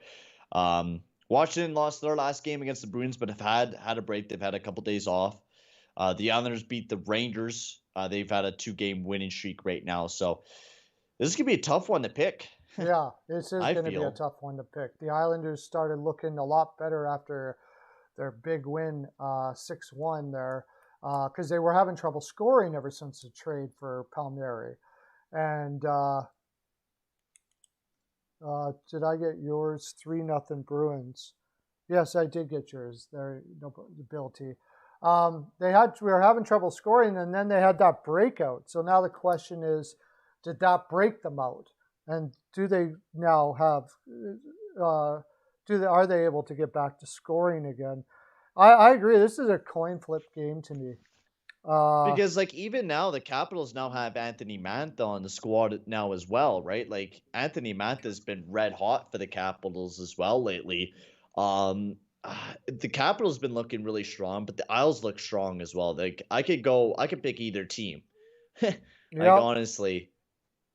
Hey Kenny, how's it going, bud? Kenny, welcome, Kenny. Right on, buddy. Yeah, I could pick either team. I guess you're looking at the Islanders' home record. It's pretty sick. Oh, the Isles home record. Yeah, 19-2-2 at home. Yeah. But the Capitals are 15-7-2 away though as well. They're not doing too bad away. The Islanders actually struggle on away games. So I think the Islanders might be pulling for this one because they definitely want to get home ice advantage almost against everyone because they do struggle away. They're 10-11-2 on away games. So I think I'm going to give this one to the Islanders. I'm going to pick the Islanders. I feel like this is going to be a very close one. It's going to be 2-1 Isles. That's the way I'm going for this one. Jacket has got 19-2 at home. Oh, 19-2 at home. Okay, I thought that was the score. No, that makes sense. 19 goals for the Isles. That would be insane. Manta's an inconsistent piece of shit. Well, I think Manta is. I think it's a lot different now that he's surrounded by the players he is compared to what I think he just went through a really tough time in Detroit, losing all the time like that. I think that was the main problem there. By the way, if there's anybody new here, you just tell us what the score is and what team you think, or what the score will be and what team you think will win. That's what we're doing here, plus just talking about whatever. I'm going to say the Islanders as well, I guess. John goes 7-6 Capitals. Yeah. 6-4 Capitals for CL. They're going big. Yeah, I don't know. Hockey News Report just came in with 4-0 Isles. HNR. Hockey News reports 4-0 Isles. Samsonov got confirmed there. Yeah, Samsonov's confirmed to start the game tonight. Not Venasek, I don't think. No, I could be wrong, but I'm gonna go 4-2 from what it's saying on Daily Faceoff. 4-2 Islanders. Yeah, I don't know. I'm not here. No, Vanacek's not playing, or it'd be easy. That would make it easy if Vanacek was playing. He's not playing though. Samsonov is, is good, but he's not a great goaltender. Yeah, that's what I got. Anyways, I'll just leave it at that because to me that's a really tough game, and we got a lot of games to go through. So it is. We don't want to do it. Capitals, not the Capitals. Yeah, no. Blue Jackets in Tampa. This series we got who's in net for this one? Merzlikins is confirmed for the Blue Jackets, and McElhinney is confirmed for the Tampa Bay Lightning. So I feel like we already know what we're going for. McElhinney has an .862 save percentage and a 3.48 goals against average. An absolute abomination there for the man, McElhinney. I think I'm going to have to choose the Columbus Blue Jackets on this one just because of the goaltending for the Tampa Bay Lightning. Like, I know Columbus has been, pretty crappy this season. They're not able to score very much goals, but It feels like every time McElhinney's in the net, any team is able to beat the Tampa Bay Lightning. Yeah, that's the thing. He is terrible. He has been absolutely awful this year. I can't believe they didn't go get a backup at the trade deadline. Uh, Lawrence says Tampa wins, and they could. The problem is the Blue Jackets have been absolutely porous lately, like just terrible.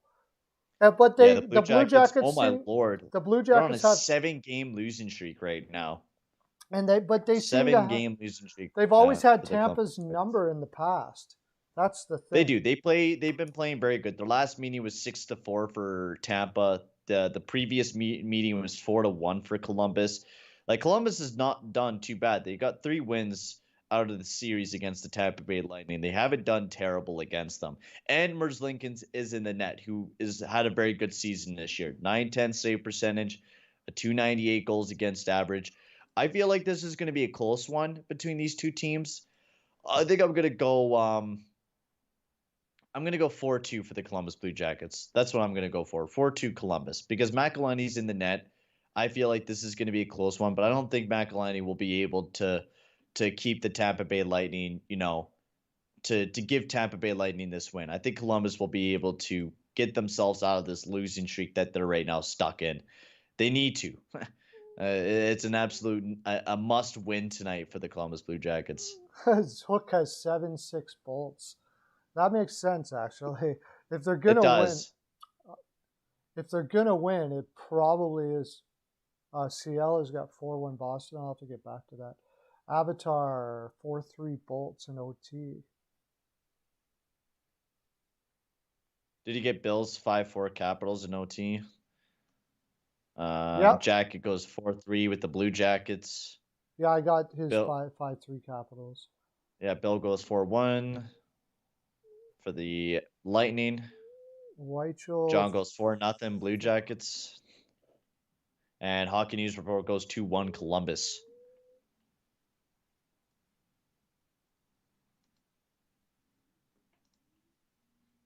So, yeah, I think Columbus will be able to pull out of their losing streak right now. I mean, they've been benching Max Domi, which I don't know why they've been scratching him, but he's just, I mean, me and you said it, Max Domi wouldn't fit there in Columbus, and looks like he hasn't really fit there at all with Tortorella, which, I mean, everyone said it at the beginning that Domi wasn't going to fit there, and it's so weird because Kekalainen and Tortorella felt like they were on the same page for a long time, and now this year, I don't know what's happening there in Columbus. Like, Tortorella, I think, needs to be gone from Columbus. Tortorella is a playoff coach. That's what he does best. Is he's a big time playoff coach, and he's able to pull things out of teams that most coaches wouldn't be able to. And it's a tough one, But I think, yeah, 8th place, or even as bad as the Detroit Red Wings this year at Columbus. That is rough for the Columbus Blue Jackets this year. My lord. Yeah, they got a worse 3-2 record CL. than Detroit right now. That's pretty bad for sure. Did I put my pick? Goes 3-2 Tampa Bay. No, I don't think you have yet. Perlo. I can't get McElhinney out of my head. He's so bad. He's so bad. I'll go 4-3 Bolts. They need this win, something like that. But I'm seriously not sure about that. And not only that, Columbus just ever since they won in the playoffs that year, they seem to have Tampa Bay's number no matter what, no matter how bad or good or whatever they're playing. They seem to have Tampa Bay's number. So I'll probably go and say, there you go, they did it again. And Columbus will win again. But yeah. So the next game, are we going to jump on to the next one, or they said they're not re-signing Torts? I don't know. I know that Kekalainen really likes Torts a lot. I can tell you that right now. And he may look at it and go, you know what? There's been you lost Panarin, Bobrovsky, the whole Lion A deal, all of the things that he's had to deal with. He may give him a little bit of rope, and then, if need be, if things aren't working out, fire him in next year, possibly. But I don't know. Maybe it's the best thing to do is for Columbus is just to rebuild, fire Tortorella, get some other new coach in there, and just that's what I would do if I was Columbus, I mean, I have my own franchise mode with the Columbus Blue Jackets right now, so you kind of have to rebuild that team, right? Like that's the biggest thing. You need a coach that would fit that team, and you need a to rebuild it. You need some youth in that club, and I think this year they got to rebuild, which is what they're looking like they're doing. Is they're tanking. They traded away Savard, they traded away Foligno. They got a lot of picks this upcoming season, so I think this year, I mean, this year's a rough draft because there's not like a lot, there's a lot of unknown, but I think they'll be able to find some gems in this draft for Columbus, especially late. Well, Kekalainen's a genius in the draft. Oh, without a doubt. Um, His if Europeans. they could get Beniers, they need well, he probably won't be ready for a little bit, but they need centers there, something fierce. Yeah, Kent Johnson, some big prospect in this upcoming draft needs to definitely go to Columbus. Yeah, somebody like that. And then you got to figure they're signing Laine now, right?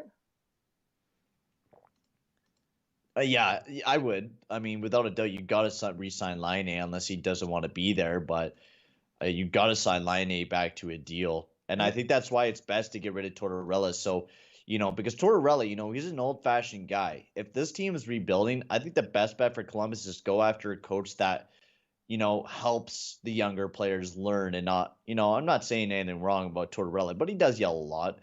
And he's more harder on the younger players. And I think bringing in someone that, can help him out, like how Hockey News Report was saying that Dean Evanson would be great if they were able to find like another coach like him to bring into Columbus and help those younger players out and just flourish in their game, even if they do play a bad defensive game. They just got to find someone that, fits the team better than what Torts does. Not saying that Torts is a bad coach, but I don't think he fits Columbus's team anymore, especially with all the new changes that are going on there. He just doesn't fit the team.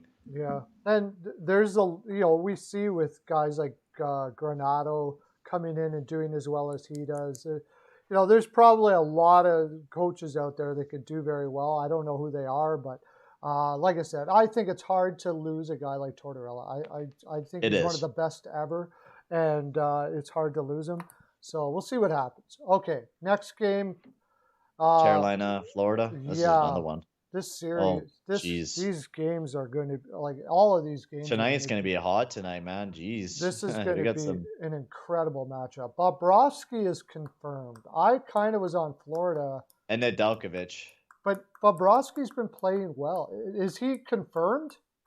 Yeah, they're both confirmed. Both Nedeljkovic and Bobrovsky are both confirmed. So it's going to be two of the best goalies. Well, not two of the best goalies, but Dredger is injured. I apparently heard. I think he's scratched right now. But Carolina, they beat Tampa Bay in their last game, while Florida, they have a 3-game winning streak right now, being Tampa Bay once and then being the Blue Jackets twice in a row as well, and just absolutely putting up the goals. They've been scoring at least above 4 goals per game in the past couple of games. They've been doing very well. The last meetup, though, Carolina, they've been having the advantage against the Florida Panthers. In the last 3 games, they've been just absolutely pelting the Florida Panthers. And this is also the last meetup between the Hurricanes and the Florida Panthers. And this is a battle for first place in the division tonight as well. So whoever wins this one jumps into that first place spot in the division. So this is a very, very big matchup between these two teams. Jackets should hire Mike Babcock. Weichel says they should fire the GM. I don't think so. No. Oh no, Kekalainen's a genius. Kekalainen's an absolute genius. There's no way you fire. It's just no one wants to play in Columbus, Ohio. Like no one wants to play there, and he needs to develop it from within. Yeah, that's the biggest and thing. You're not going to get a better player development and drafting guy than Kekalainen. There's no one out there better. He's an absolute genius. Especially if you're building around Laine, Kekalainen loves his Europeans, and that will be a pure European team. And he'll find a lot of good people to play alongside of Laine, without a doubt. But I think for this one, I think I'm going to have to choose Carolina. They've been doing great out of the late, especially Nedeljkovic. He's been great. 932 save percentage is just unbelievable. But I think I'm going to pick Carolina. I got to pick Carolina on this one. I think it's going to be a very big goal scoring game. I'm going to go 6-4 Carolina. Okay, let me get Van Hooks here first. 4-3 in OT. And then Bills 4-3 in OT as well for the Panthers. Everybody's taking the Panthers here. Mm-hmm. Okay, and what did you say, Payton? I went 6-4 Carolina. Ooh, we just talked about the great goaltenders, and you're going 6-4. Yep, I think it's going to be a very big goal scoring game between these two teams. They've been red hot goal scoring wise lately between both of them. So, well, you nailed it when you said it was 4-3. Bill takes Panthers OT.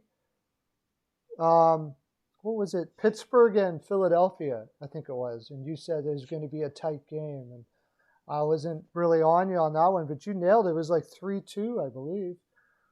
oh yeah. There's two things. CL always takes the Flyers, and he always takes the Canes. Because he's a very smart man. Brindamore. Yeah, CL is I love Brindamore, man. He's an amazing coach. Especially when he played. Oh yeah. Freaking, he was one of my faves. First of all, Lauren brings up a very good point. Svechnikov is scoring again, and that gets me wondering about this game as well. But when he played, he's the reason why I'm a Flyers fan. Him, Tocchet, Berube, Lindros, those kind of guys. I love those kind of guys, and they were full of them back then. That's why I'm a Philadelphia Flyers fan today because of Brindamore and guys like that. Recchi. Mark Recchi, I love him. Mark Recchi. You wanna jump on to the next game? Yeah, are we good? Are we getting left? We got 4 more left. Holy crap! Yeah, we got 4 more left. We do this all the time. Okay. With 15 minutes, let's start flying through them. Okay. We got the Devils versus Penguins. We all know what happened last game. The Panther or the Devils came right back. Dell is in the net. He's unconfirmed though. Unconfirmed. Jari is confirmed for the Penguins though. He'll be in the back of the net for the Penguins. Last game was 7-6 for the Devils, or for the Penguins. I meant they made a huge comeback. They weren't able to pull it away, but the Penguins have had the number of the Devils, only losing twice to the Devils so far this year. I think. Oh, man, this is a tough one, but I think I'm going to have to go with the Penguins on this one. They've had a couple days of rest. I don't think they're going to, let the Devils come right back into this one again. I think it's going to be the Penguins pulling away. The Devils have been struggling lately. They've had a huge losing streak. I think they've lost 7 in a row. Actually, you know what? Hot take. The Devils are going to win this game. Really? I'm going to go with the Devils. And the last game, the Penguins didn't look so well. And I know Aaron Dell, he's unconfirmed. But I think Dell will steal one for the New Jersey Devils. I think it's going to be 3-1 Devils. Wow. I'm going to go with a little bit of a hot take. Okay, how come nobody's putting picks down there for the Devils Pittsburgh? No, we just got a couple ones. 7-6 Penguins, 5-4 OT for Avatar, and then 6-4 Penguins for Bill. He's doing the same score as last time. 7-6 Penguins. Weichel is. Yeah. Avatar 5-4 in OT. Yeah, 6-4 for Bill, 5-3 Pence for Jacket. Everyone's choosing the Penguins. I'm going to go hot take, big time, and I'm going to go with the Devils.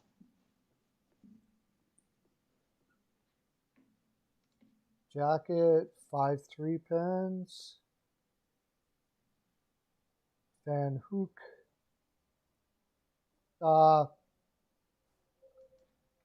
Dell, that would be awesome for Dell. He hasn't won a game in the NHL for a very long time, since he was in San Jose.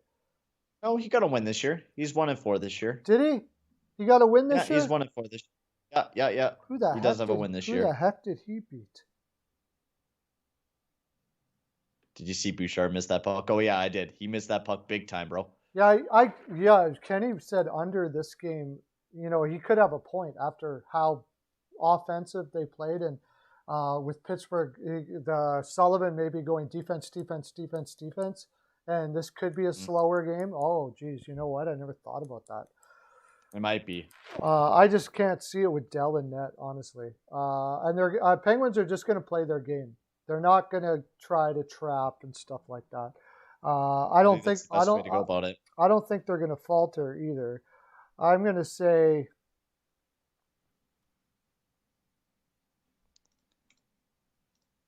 Did somebody do 5-2 already? Yes, they did.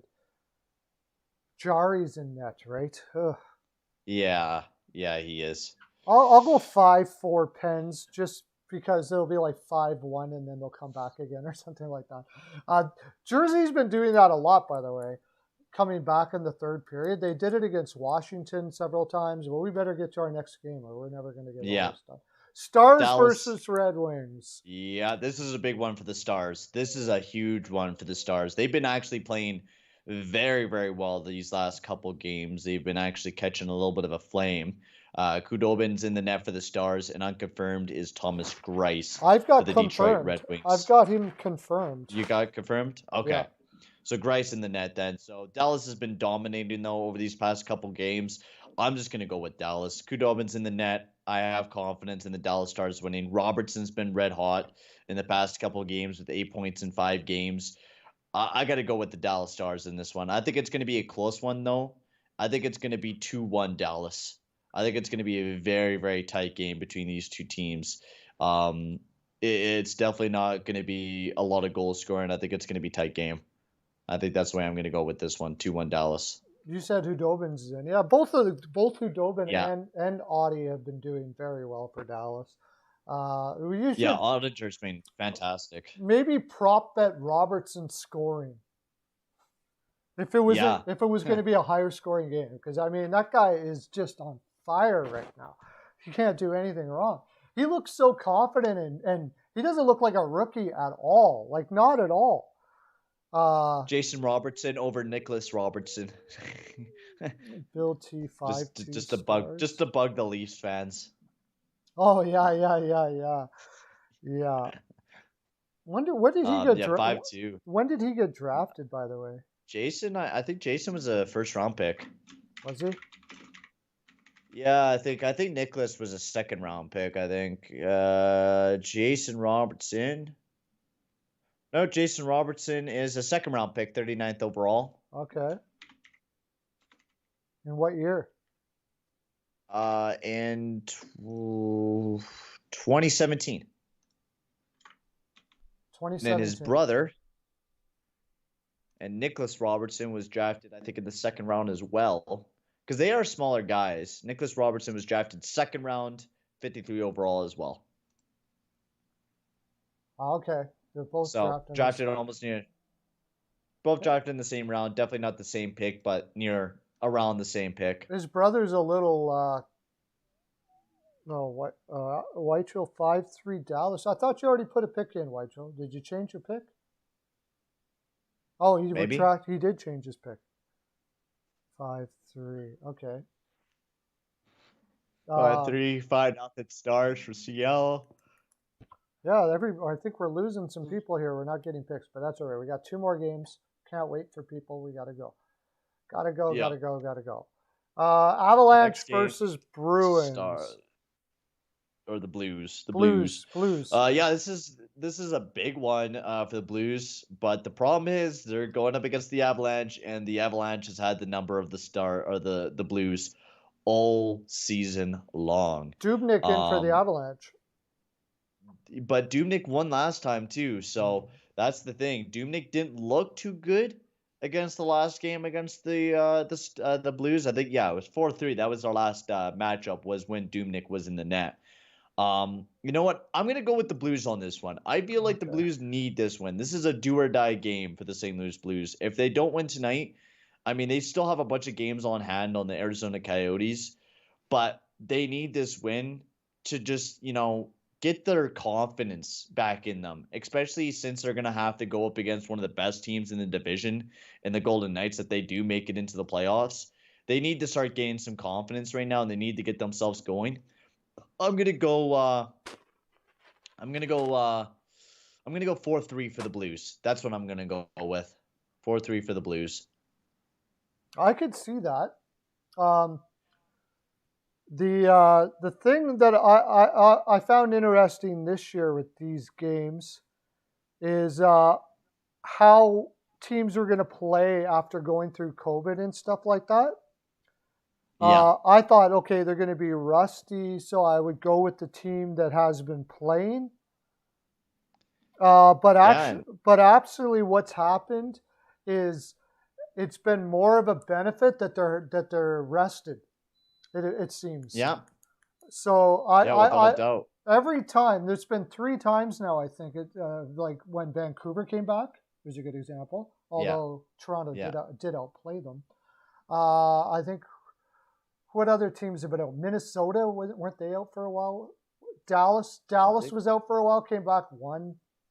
What was Montreal was out for a while? Yeah, Montreal Yeah, was the Montreal one was that out for a while. really sticks in me. And then I thought, okay, they're going to be rusty, so I went with I can't remember who was playing them. Might have been Edmonton actually, and I think so. they beat them Yeah. and looked good doing it. So we got several. We only have 3 picks so far. There's more picks out there somewhere. Yeah, the jacket 5-2. I think I think that's basically it, Bill. 3-2 overtime. Yeah. Anyways, on to the last game, I think it is. Yeah. The Sens and the Canucks. This is a huge one for the Canucks. I actually have, I'm going to say this now, hot take, but I feel like the Canucks are going to make a comeback and be in the playoffs. I feel like they will do that. I have an itchy feeling, just something scratching at the back of my neck, looking at this Canucks team, they have Ottawa 4 in a row times, Toronto, they have Edmonton a bunch. They're going up against Calgary a bunch. I know they're not going up against the Montreal Canadiens, which kind of suck to be able to really catch up unless they have Montreal lose against other teams. But this is a huge series against the Ottawa Senators. If they win every single one of these games, they could potentially catch back up in this series. And Vancouver's done really, really well against the Ottawa Senators. They have only lost – actually, I don't think they lost a single game. No, they have not lost a single game against the Sens all season long this year. I think this is going to be a W for the Vancouver Canucks. I'm going to go 3-1 for the Canucks. Also, who's in the net? Demko's in the net for the Canucks, and Matt Murray is unconfirmed for the. Demko's in for the Canucks. Oh, that changed. Yeah, Demko's in, and for the Canucks. Yeah, 3-1 Canucks. I'm going with that. Yeah, I like the under there. Except Murray could get lit up. That's the problem. CL 3-1. Avatar and CL coming with their Avs picks. 2-1 for Blues and 3-1 for Avs for CL. 4-3 Canucks for Bill. Wait a sec. He's got 2-1 Blues. Avatar. Yeah, 2-1 Blues. Yeah. Whitechel. Okay. Avatar's got 5-1 Canucks. Yeah. You got to figure they're feeling pretty good after taking Toronto 2 games in a row. Oh, I would. I mean, Ottawa's going to probably feel pretty good as well. I mean, they've been buzzing a little bit as well. So we'll have to see how the game goes. I'm excited to see how everything pans out. But I feel like Vancouver's going to make a comeback this year. They did it last year. They were out of the playoffs, and they made a massive comeback last year, which I don't think anybody saw them doing. Look who's in the chat. To the second round. Oh, hey, Hot Take Hockey. How's it going, lad? The legend. How's it going, bro? Thank you for rating my stream last night, man. That was absolutely amazing. Thank you, bro. Appreciate it a lot, bro. The GOAT 2. That was absolutely amazing. This is who we were talking about earlier. Hot Take Hockey John. Great guy. Great channel. Awesome videos. Love the guy.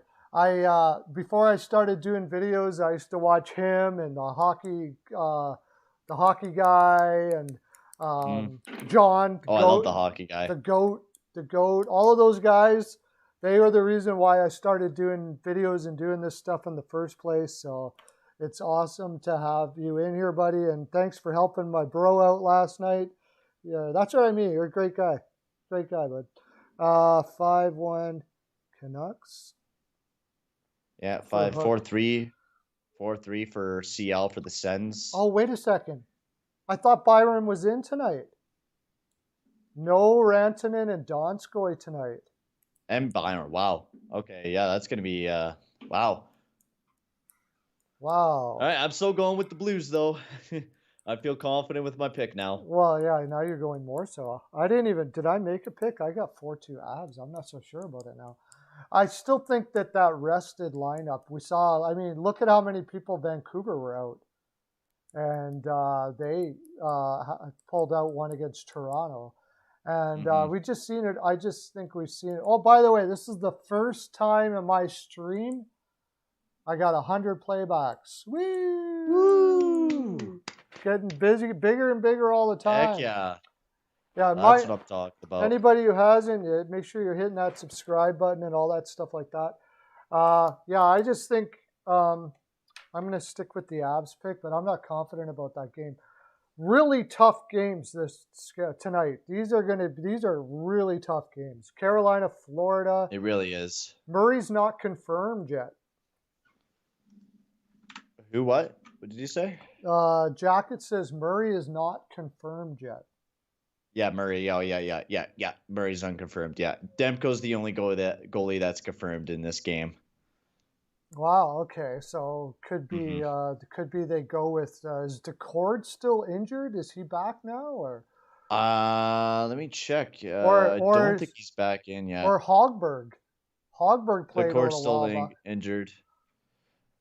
They could go with multiple choices in net for this one. Forsberg's been decent. Yeah. Gustin's not been bad, but I think Murray might be confirmed, but we'll have to see what happens.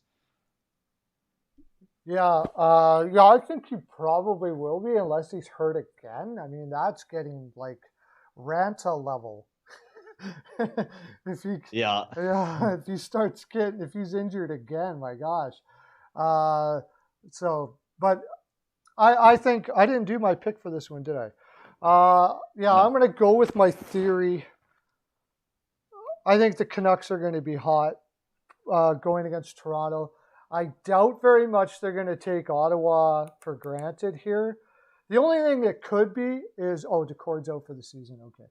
The only thing that could happen here is that they kind of have a letdown after, like 2 emotional games against Toronto. They have a bit of letdown against this Ottawa team. When did Ottawa come into the West? Did they just come from the East?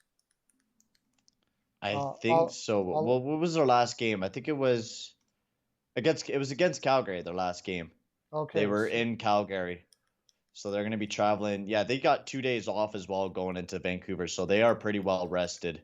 Yeah. They got 2 days off going into Vancouver. And then they got 2 games in Vancouver, and then they're flying all the way back to Ottawa for 2 more games against Vancouver. Well, with Demko and net, though, I can't go against them. I can't go against Vancouver with Demko and net. I'm going to say 4-1 Canucks.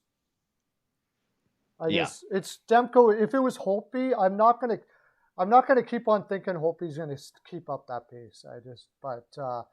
Never know. It was weird that he just came back and played like that. Who saw that coming? No, I didn't see that coming. He was a mad dog out there for those past 2 games against the Toronto Maple Leafs. He was playing amazing. Like the one that I was doing play-by-play on Wednesday, he was absolutely amazing the way that he played. I mean, I don't think Holtby will be able to continue that, but with Demko being in the net tonight, I feel pretty confident. And Decord is out for the rest of the season as well. Yeah, so we hear. Okay, that's our full 42. We got one more tomorrow to do to get for. It's Friday tomorrow. So we'll be doing Friday's games and Saturday's games, as many as we can, and we'll be talking about these games. Payton won't be with me tomorrow. I love doing this, Payton. It's so much fun when you're on. It's going to be killer when you've got all the time in the world. You're home. Oh, yeah. I'm excited to be done school. Yeah. Check out Professor Joe. He's live right now. Go to Pro Joe right now. He's doing a baseball game, Phillies game. Check him out. He's awesome. And Slapshot Sweethearts, Hockey Writers, Inc. Highly recommend you check out their stuff. Pretty amazing. They just had Soderstrom on. Ooh, that's exciting. Do you remember Soderstrom, the goaltender in the NHL? They had him on. Linus. Oh, yeah. Linus Soderstrom. Yeah. That's cool. They were just on the Hockey Writers, Inc. They're getting people like that all the time. Of course, cool. Jim Jackson comes on with us, and It's all part of the Steel Flyers All Sports Network. It's not about the Steelers or the Flyers necessarily. It's just a name. We do all the sports, all the teams, and we're growing and getting bigger and bigger. And thank you all for coming in. You are amazing today. 103 playbacks for the first time. Rocking. I will see you tomorrow. Have a great day, everybody. Okay, bye. See you, boys.